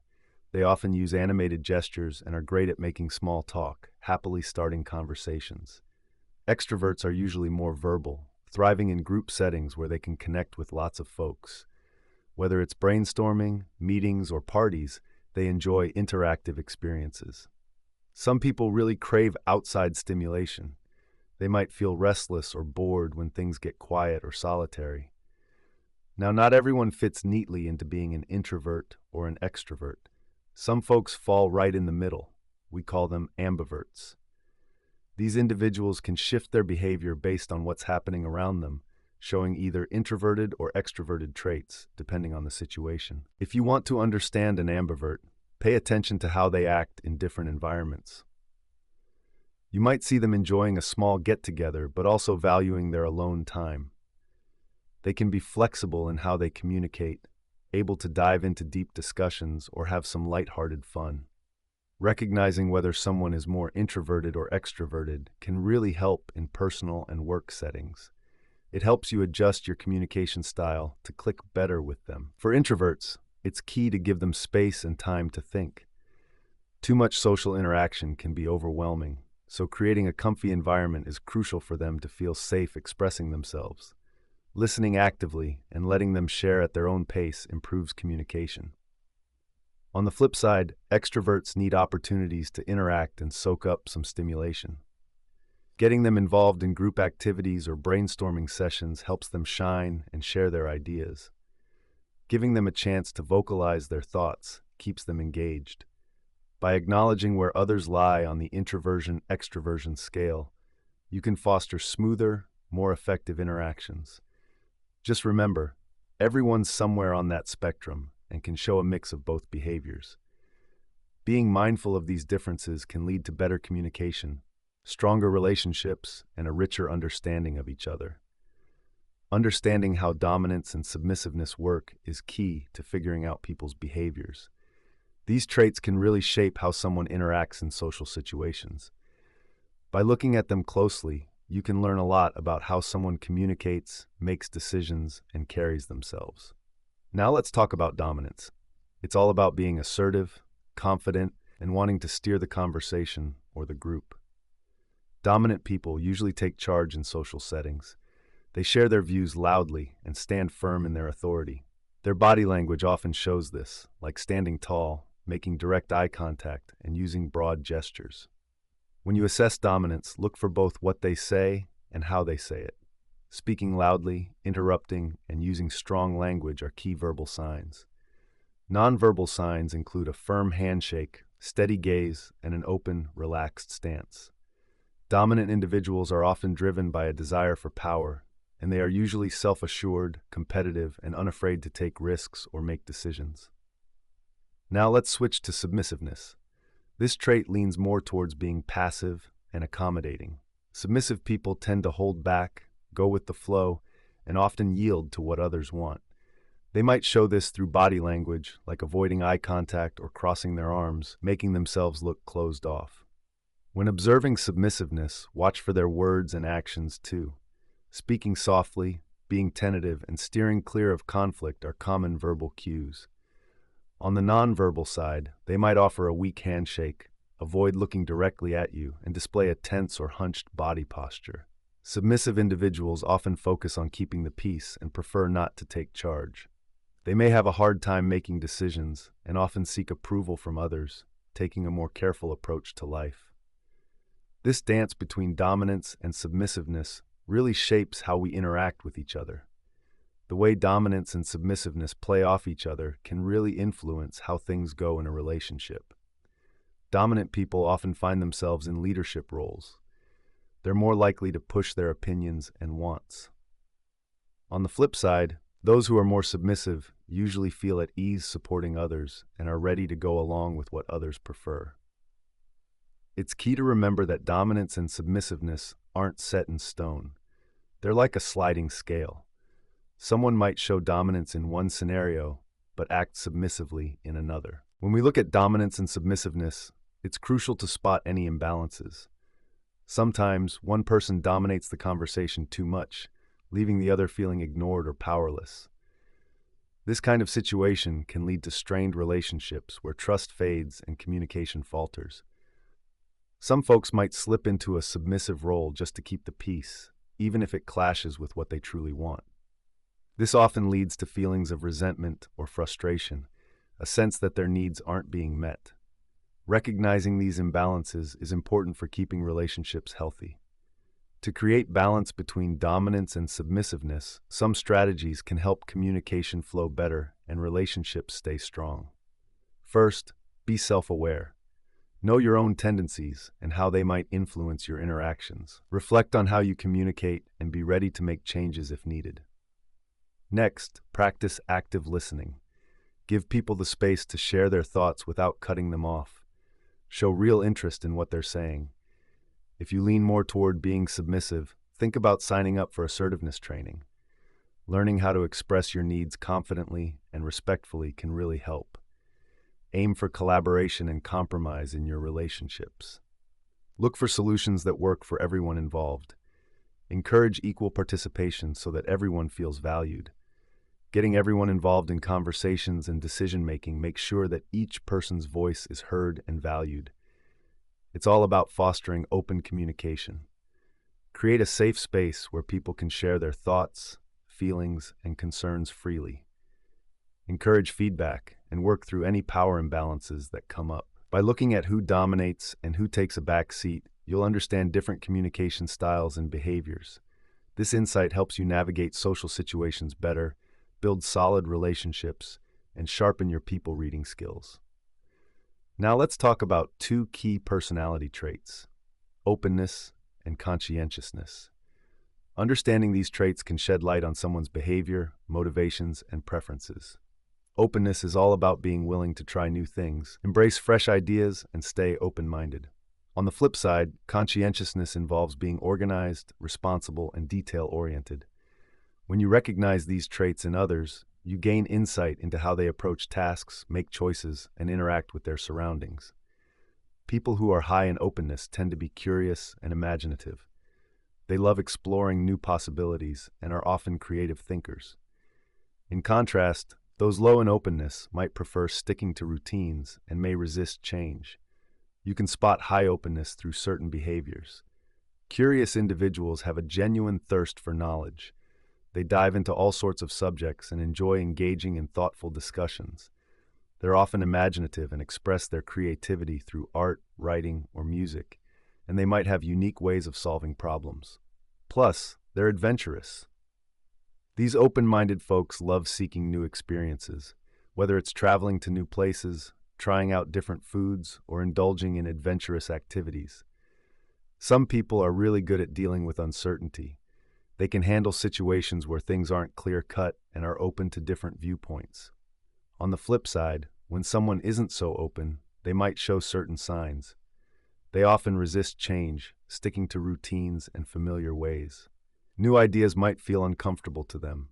They usually prefer traditional thoughts over unconventional ones, and might not seek out new experiences or knowledge beyond what they know.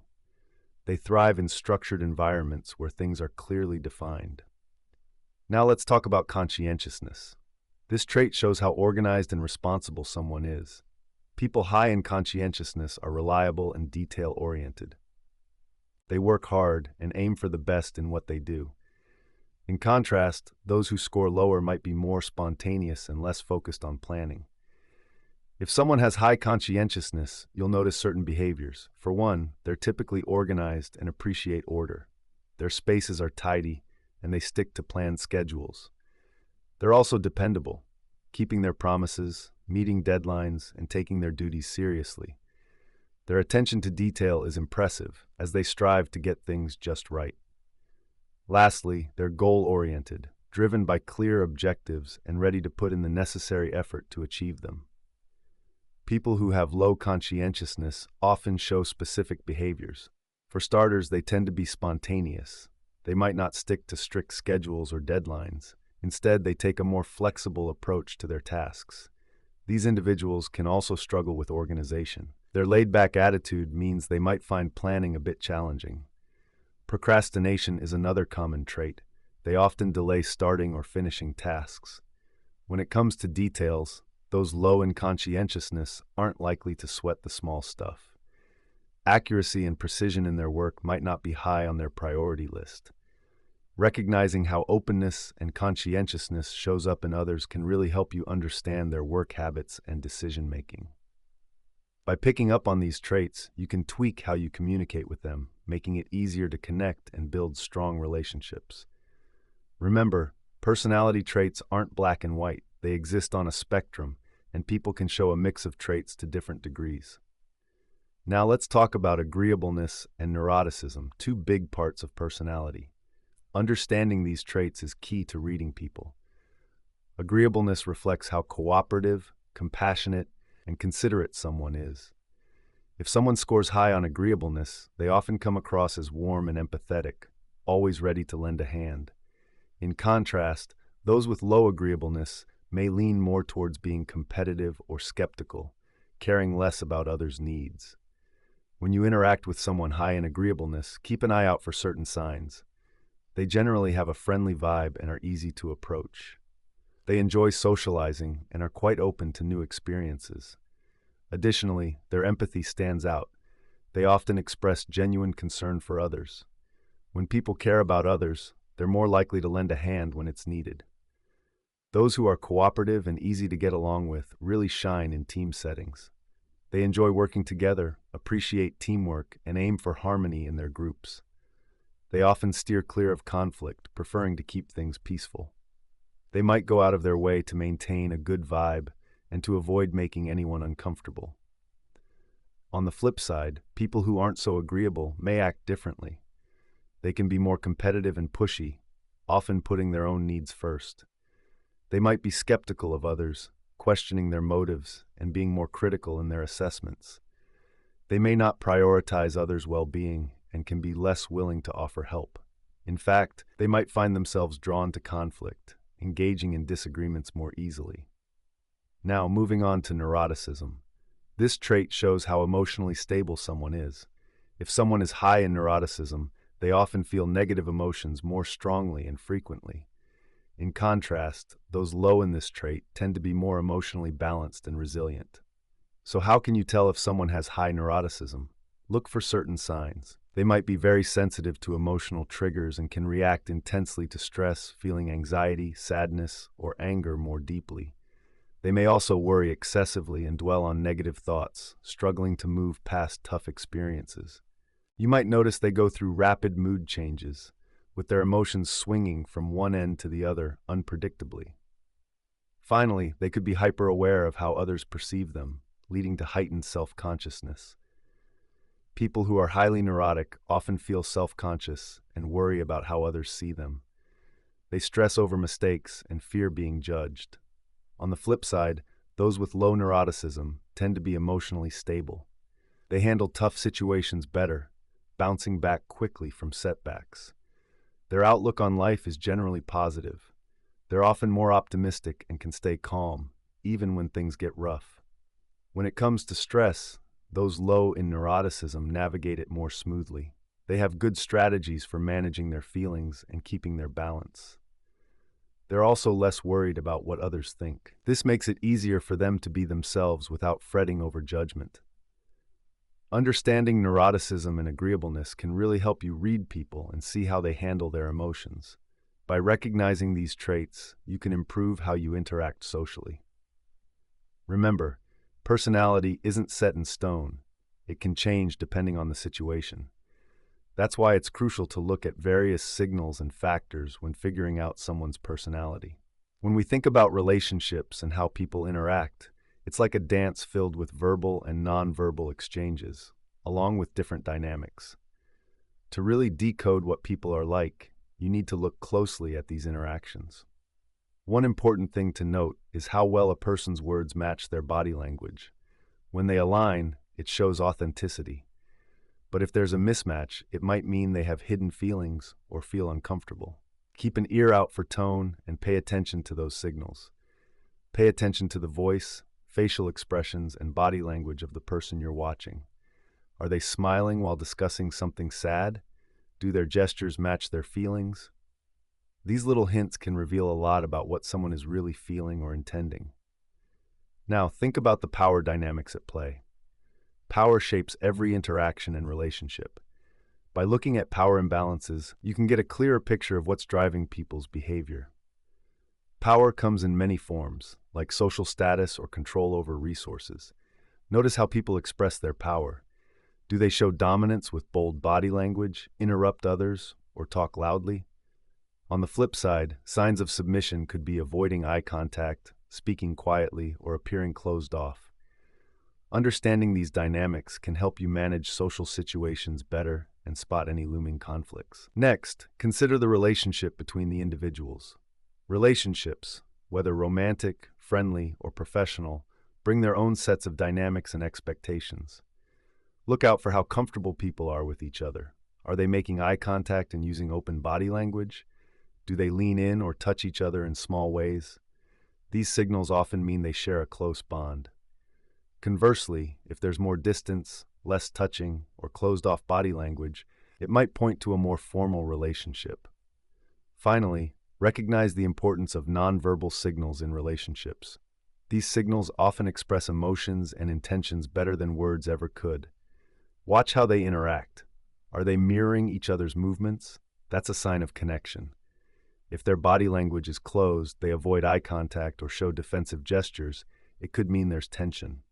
Also, pay attention to how often and in what way they touch, whether it's friendly or more affectionate, which can shed light on their relationship. Not being physically close might hint at a distant or strained relationship.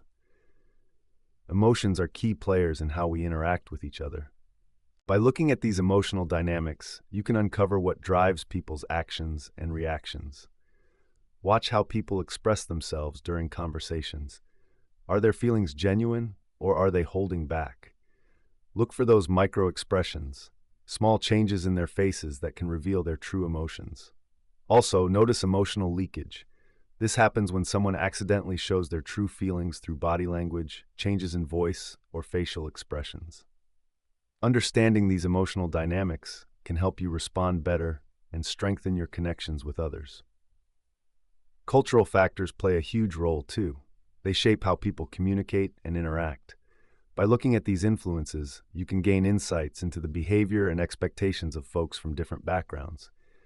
Be aware of each culture's norms, like personal space, eye contact, touch, and gestures. These can differ a lot across cultures and can affect how interactions flow. Don't jump to conclusions based on your own background. Stay open to learning about and respecting others' differences. By examining interactions and dynamics, you can get a clearer picture of the people around you. Keep an eye on verbal and nonverbal synchronization, power dynamics, relationship cues, and emotional signals. All of this will help you read people better and navigate social situations with more understanding and empathy. Spotting power imbalances is crucial too. They're part and parcel of human relationships, whether in personal or work settings. Recognizing these imbalances can give you insight into how relationships work and help you handle social situations more smoothly. Power dynamics are about who holds the power in a relationship, which can take many forms, like physical strength, social status, wealth, or knowledge. Power imbalances can really shape how people interact with each other. They affect communication, decision-making, and how we express our needs and wants. In every relationship, there's usually some sort of power dynamic, whether obvious or hidden. Sometimes one person holds more power, while in others, it gets shared equally. Grasping these dynamics is key to understanding nonverbal cues and getting a read on what's happening beneath the surface. Nonverbal signals can reveal a lot about power dynamics between people. By watching body language, facial expressions, and other signs, you can spot these imbalances. For instance, people with more power often show dominant body language. They stand tall, take up more space, and make grand gestures. Their postures are confident, leaning forward, making direct eye contact, and offering firm handshakes. In contrast, those with less power might slouch, avoid eye contact, and adopt more closed-off postures. Vocal cues also play a role. Those in power usually have a louder, more assertive voice. They speak clearly and confidently, while those with less power might sound softer and hesitant. They often use qualifiers and take longer to express themselves. When you observe conversations, these dynamics become even clearer. People with power tend to interrupt more and dominate discussions, often dismissing others' opinions. On the flip side, those with less power get interrupted frequently and have limited speaking time. They might agree more often or seem deferential to those in charge. Personal space matters too. People in power might invade others' personal space, standing too close or ignoring boundaries. They might even use touch to assert their dominance, while those with less power usually keep more distance and are more mindful of others' space. People with less power tend to keep their distance and act more submissively, respecting personal space. Power imbalances can show up in both what we say and how we say it. The words we use, our tone, and our overall communication style can offer key insights into these dynamics. For example, those in positions of power often give orders and use commanding language. They make demands or choose their words to assert control. On the flip side, people with less power might speak more politely, ask for permission, or make indirect requests to avoid confrontation. When it comes to conversations, power differences can really stand out. Those in charge may interrupt more and steer the dialogue to suit their agenda. They might dismiss or overlook what others say. Meanwhile, individuals with less power often get interrupted and find their input isn't valued. Persuasion is another area where power plays a role. Those with authority tend to use persuasive language, clever arguments, or emotional appeals to influence others. Conversely, those with less power might adopt a more passive tone, seeking agreement without pushing back. Context matters too. The dynamics of power can shift based on the situation, cultural norms, and the people involved. Factors like age, gender, social status, and professional roles can change how power plays out in a relationship. It's important to keep these elements in mind when interpreting both verbal and nonverbal signals. Recognizing power imbalances can make a big difference in how we handle relationships. By being aware of these dynamics, you can adjust how you communicate, express your needs, and navigate power shifts more skillfully. Developing this awareness enhances your ability to understand others and fosters healthier, more balanced relationships. To truly connect with people, you have to pay attention to these cues. Pay attention to the clues that show how people interact with each other. Relationships are key in shaping how we behave and communicate. By watching these clues, we can learn a lot about the dynamics between people. Let's dive into some of these relationship hints that help us understand others better. One major clue to notice is how in sync people are during their conversations. This synchrony is all about how well they connect both verbally and non-verbally. When people have a close, positive relationship, their communication tends to be aligned. You might see them mimicking each other's body language, matching their speech patterns, or even having similar tones when they talk. On the flip side, if they're not in sync, you might notice mismatched body language or disruptions in how they speak, not to mention a lack of shared emotional expressions. Another clue is the distance people keep from one another. The space we maintain can say a lot about our relationship. In closer relationships like friendships or romantic ones, people usually stand closer together and often touch. However, in more formal interactions, there's usually more space and less physical contact. By watching how close people stand, we can get a sense of their comfort level, trust, and closeness. Body language and touch are also key indicators that reveal relationship dynamics. The way people physically interact, like hugging, holding hands, or gentle touches, can suggest warmth and affection. In contrast, if there's a lack of touch or if people seem stiff and distant, it likely indicates a more formal relationship. It's also important to remember that cultural norms and personal boundaries play a big role in how we interpret body language and touch. So, keeping these factors in mind is crucial when looking at relationships. Emotional expressions are important signals that show how deep and strong a relationship is. When people are in a good and supportive relationship, they often share real and positive emotions like smiles, laughter, and joy. On the flip side, negative emotions like frowns, anger, or sadness can point to tension or conflict. By watching how people express their emotions in interactions, we can get a feel for the emotional atmosphere of their relationship. Now let's talk communication. The way people communicate reveals a lot about their relationship dynamics. In healthy relationships, communication is open and respectful. Everyone feels heard and understood. They take turns talking, listen actively, and show empathy. But in dysfunctional or toxic relationships, communication often breaks down. You might see a lot of interruptions, defensiveness, or criticism, with little real listening happening. By looking at these communication styles, we can grasp how much trust, respect, and understanding exists between the individuals. Then there's power dynamics, which really matter in relationships. They affect how people interact. You can spot power imbalances through both verbal and nonverbal cues. For example, someone might use dominant body language, interrupt, or try to control the conversation. Those in power often come across as more confident and assertive, while those in weaker positions might act more submissive. Understanding these dynamics can help us better interpret how people behave and communicate. Finally, trust and intimacy are essential for healthy relationships. You can see their presence or absence through different cues. In trusting relationships, people usually show open body language, maintain eye contact, and actively listen.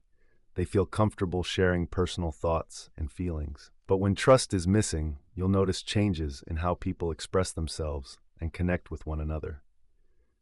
When someone shows closed-off body language, avoids eye contact, or seems defensive, it gives us clues about the trust and closeness in their relationships. By paying attention to these signs, we can understand how strong or healthy these connections are. Recognizing these relationship cues is key to reading people better and grasping their behavior and how they communicate. Focusing on how people talk and act, their body language, personal space, and emotional expressions can provide a clearer picture of the relationships they have.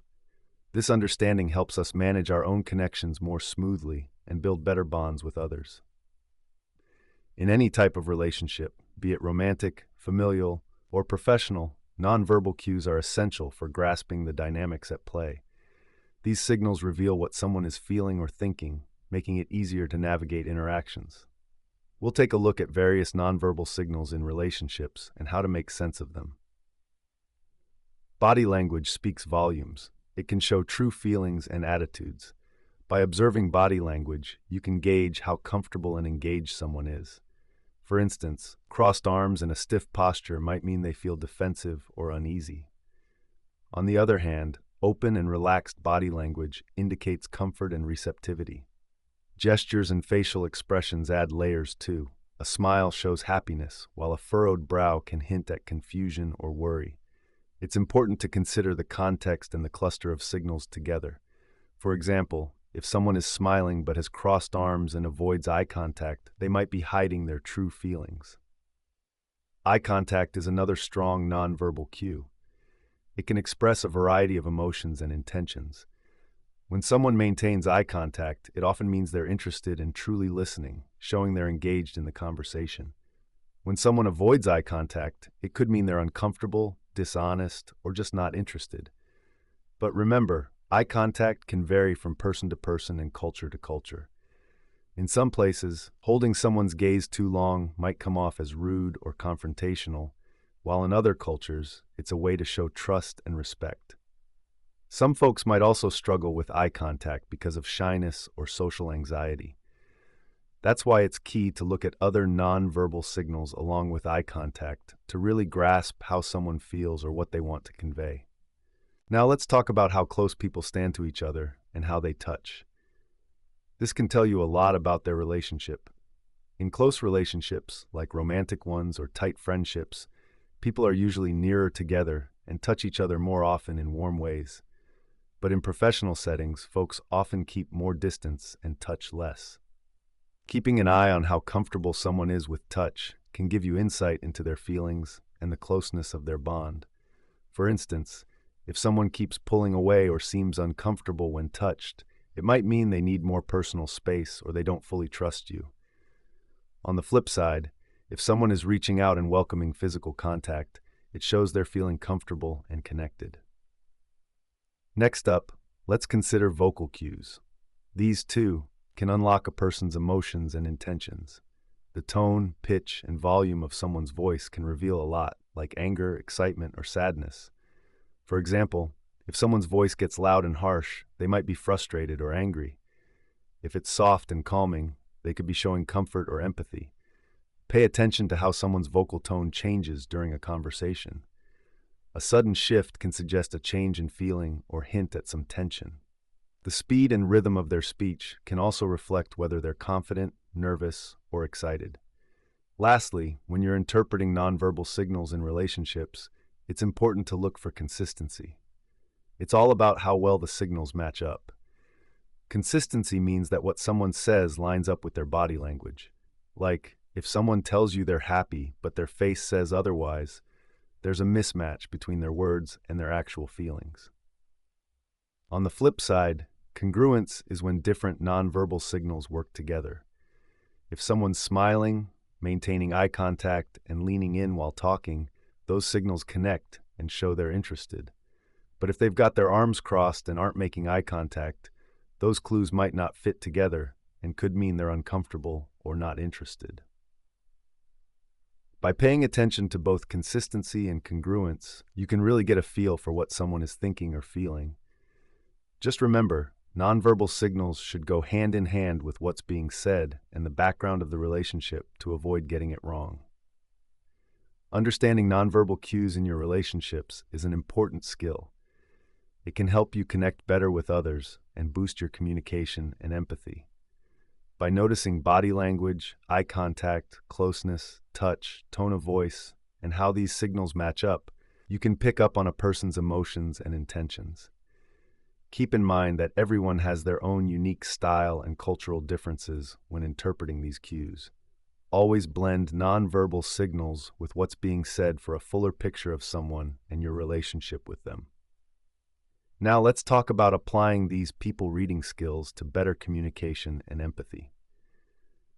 We've looked at different ways to read people, from understanding nonverbal cues to spotting lies and recognizing personal styles. Now it's time to see how we can use these skills to improve how we connect with others. One of the biggest tools in this is active listening. Active listening means fully focusing on the speaker. It's not just about hearing the words. It's also about noticing their body language and emotions. By really tuning in, you can get a better grasp of what they're thinking and feeling. To become an active listener, start by giving your complete attention to the speaker. Keep eye contact and nod your head to show you're listening. Use simple verbal cues like "I see" or "go on" to encourage them to keep talking. Don't interrupt or start thinking about your response while they're speaking. Focus on understanding where they're coming from and how they feel. Empathy is all about grasping and sharing the feelings of someone else. It's key for building strong relationships and communicating well. When you step into another person's shoes, it helps you see the world through their eyes and deepens your understanding. To improve your empathy, try imagining how someone else feels in a certain situation. Think about their background, experiences, and beliefs that shape their emotions and reactions. Knowing their perspective enables you to respond with compassion. Emotional intelligence is your ability to recognize and manage your own feelings and those of others.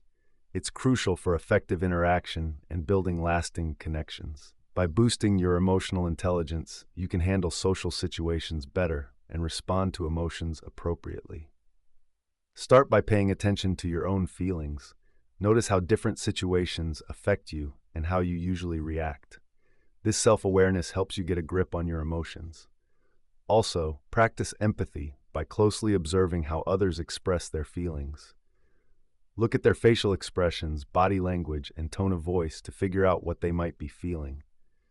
Responding with sympathy and understanding shows you care. Nonverbal communication is important too. It can really enhance how you connect with others. By tuning into nonverbal cues, you can get valuable insights into what someone is thinking or feeling. Watch the speaker's body language and gestures. These signals can reveal their comfort level, engagement, and emotional state. For instance, crossed arms can mean they're feeling defensive, while an open stance might show they're open and relaxed. To build trust, align your nonverbal signals with the speaker's. This helps create a feeling of connection and understanding. Mirror their body language and facial expressions to show you're really engaged in the talk. When chatting, it's key to ask good questions and clarify when you're unsure. This shows you care about understanding where they're coming from and encourages them to open up more. Ask open-ended questions, the kind that can't just be answered with a simple yes or no. These invite the speaker to dive deeper into their thoughts and feelings. Also, use clarifying questions to make sure you got their message right. You can repeat back what you think you heard and check if it matches what they meant. Building trust matters. When people feel safe and trust you, they're more likely to share their feelings. To foster that trust, be genuine and authentic. Show empathy and respect for their viewpoint. Keep your promises, too. If you consistently show these traits, you'll lay down a solid foundation of trust. Being flexible and adaptable is also important in communication. Everyone has their own style and preferences. By being adaptable, you can tweak your way of communicating to fit theirs. Pay attention to both what they say and their nonverbal cues. Match your tone, pace, and style to connect better on their level.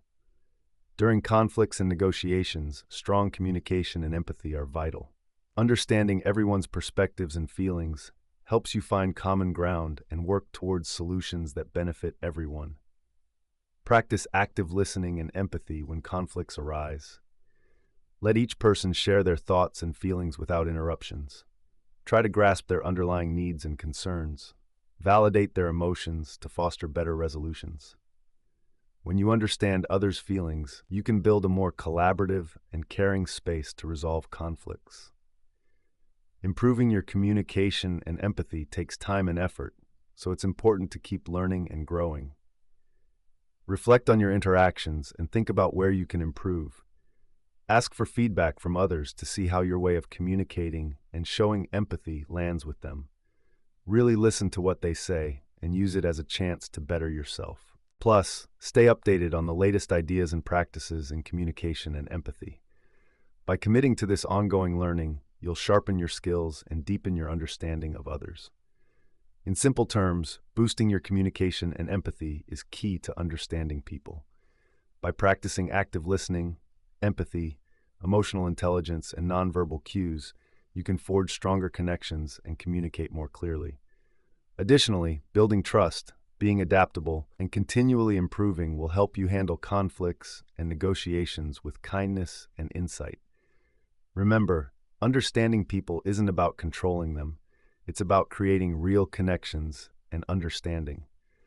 Building rapport and trust is crucial, whether in personal or professional relationships.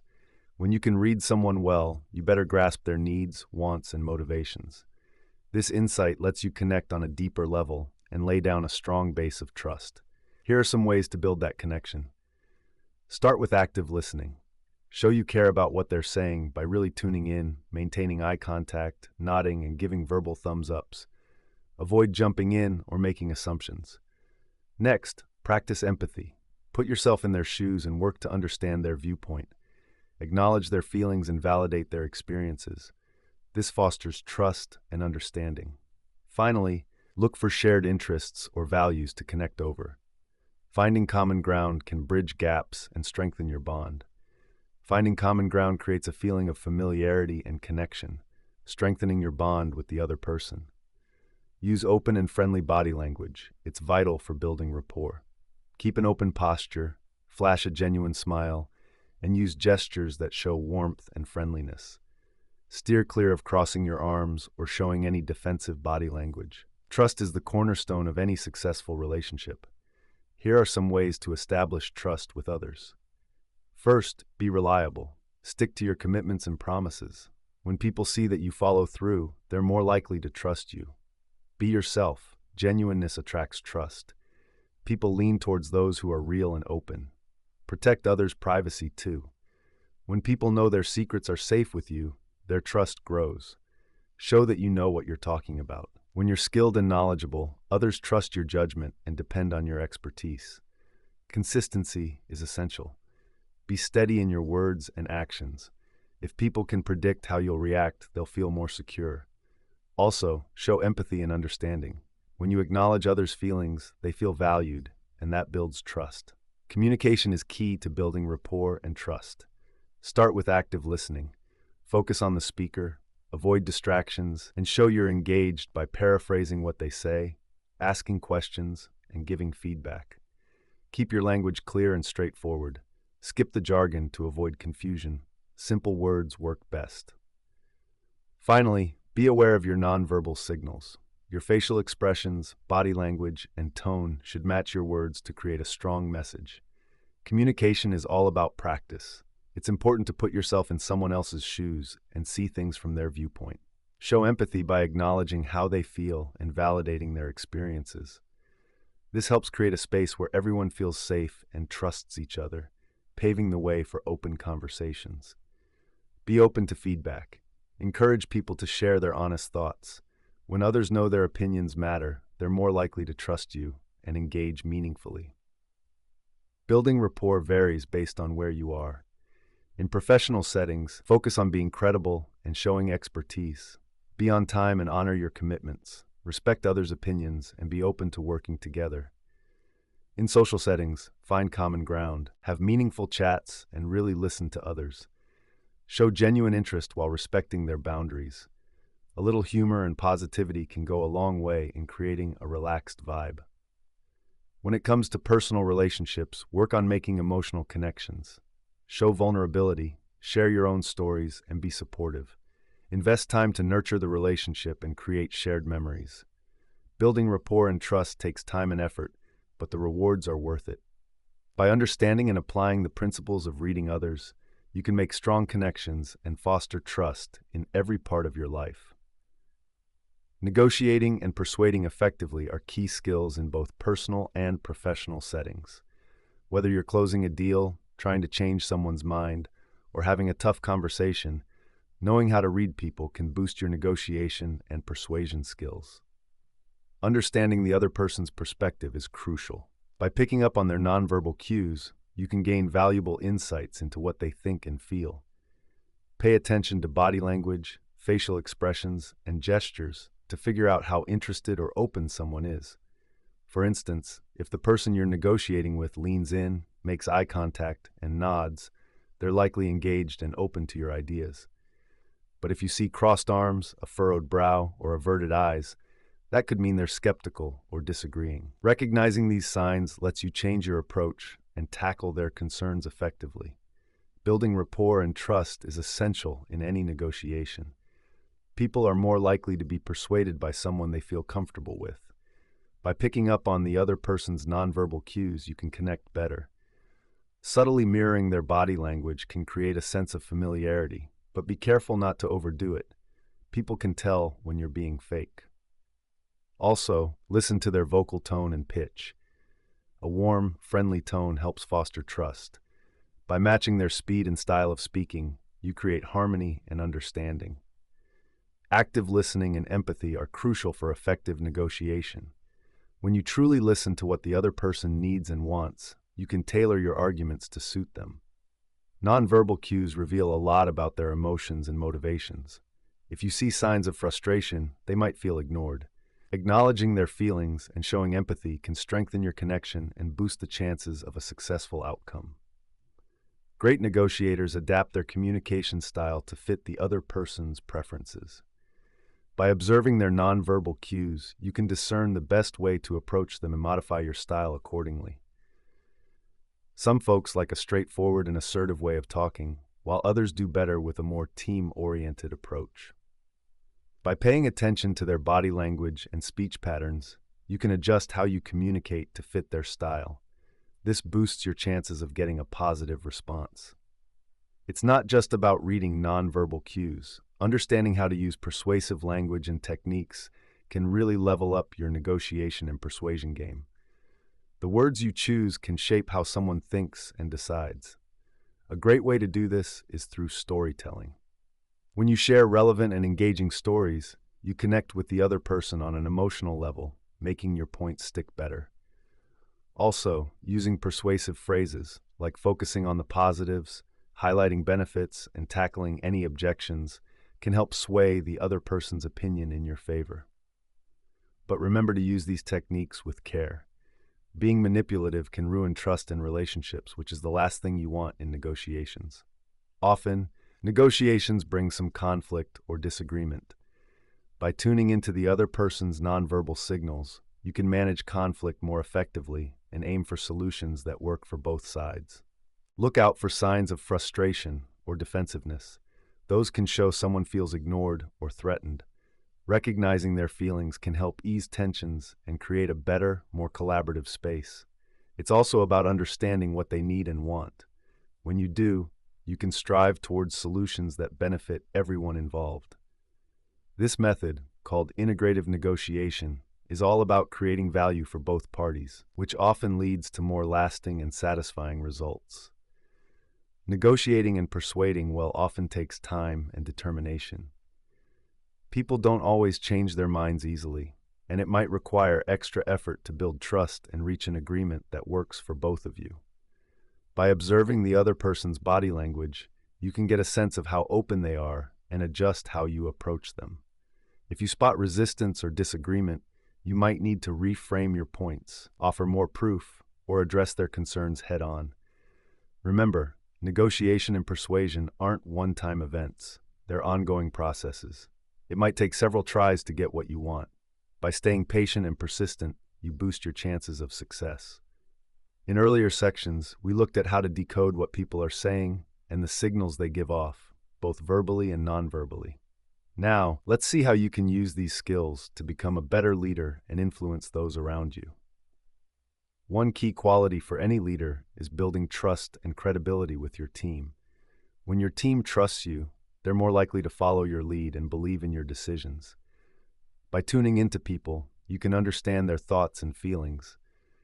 This helps you create stronger relationships founded on trust. To foster trust, start by really listening to your team. Focus on their words and the signs they're giving off without speaking. Are they showing discomfort, or are they on board with what you're saying? Are they making eye contact or looking away?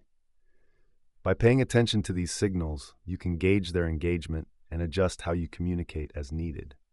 Don't forget about your own nonverbal signals too. Your body language, facial expressions, and tone of voice can shape how others see you. If your nonverbal cues match your words, it boosts your credibility and helps build trust. Leadership isn't just about calling the shots. It's also about communicating well and understanding what your team needs. By sharpening your people reading skills, you can become a more empathetic leader who effectively conveys messages and connects with your team's emotions. When you talk with them, pay attention to those nonverbal cues again. Are they nodding along or looking confused? Adapt your style to make sure your message lands well. Empathy is vital for effective leadership. By tuning into emotions and appreciating different perspectives, you can respond in ways that demonstrate you care. This approach fosters a positive environment. Creating a positive work environment boosts productivity and happiness among employees. Leadership often means guiding others toward shared goals. To do this well, you need to grasp what motivates people, what they prefer, and how they make decisions. This understanding makes you a more convincing leader. When you're trying to sway someone, customize your approach to fit their needs and style. Some might be swayed by logical arguments, while others lean more toward emotional connections. By picking up on both their spoken words and body language, you can tweak your way of communicating to persuade them better. Plus, knowing what they value and believe in allows you to shape your message in a way that speaks to them. Align your ideas with their core values, and you're more likely to get them on board. Every leader has their own unique way of leading, yet, by accurately reading people, you can adjust your approach for different situations and individuals. Understanding your team's personalities, preferences, and communication styles allows you to lead more effectively. Some folks thrive under a hands-on approach, while others do better when given the space to collaborate. By tuning into their cues, you can modify your style to help everyone shine. Great leaders also recognize and make the most of their team's strengths. By knowing what skills, talents, and interests each person has, you can give them tasks that fit their abilities. This not only boosts motivation, but also enhances productivity. To improve your leadership and ability to influence others, developing emotional intelligence and self-awareness is key. Understanding your own emotions and how they affect your actions helps you manage your responses and make wiser choices. By reading others effectively, you can gain insights into your own emotional triggers and biases. Recognizing these patterns lets you work on managing them, leading you to respond in ways that are more constructive and empathetic. You can truly understand how your words and actions affect others by paying attention to their reactions and adjusting your behavior. This way, you can create a positive and inclusive workplace that encourages teamwork and drives productivity. To be a better leader, you need to read people well. By grasping both verbal and nonverbal signals, building trust, practicing good communication, and being empathetic, you can become a more influential and successful leader. Developing your emotional intelligence and self-awareness will only boost your ability to lead with compassion and make thoughtful decisions. Keep working on your people reading skills, and you'll see your leadership soar. Being able to read others is key, especially in negotiations and persuasion. By seeing things from the other person's point of view, building rapport and trust, listening actively, being empathetic, and adjusting how you communicate, you can improve your negotiation skills. Staying patient and persistent also helps. With these skills, you'll boost your chances of getting positive results in both personal and professional settings. As you finish decoding human behavior and mastering nonverbal communication, you begin an exciting journey into understanding how we interact. With the tools and insights from this book, you're ready to navigate the complex world of communication with clarity and skill. Remember, it's not just about watching what people do. It's about connecting deeply and growing your empathy and leadership abilities. As you apply what you learn in your life, you'll become a sharper communicator and a more understanding person. Thank you for joining us on this transformative adventure. Keep practicing and embracing mindful communication principles. May your journey to mastering nonverbal cues be filled with growth, understanding, and rich connections. Wishing you all the success and satisfaction as you decode human behavior.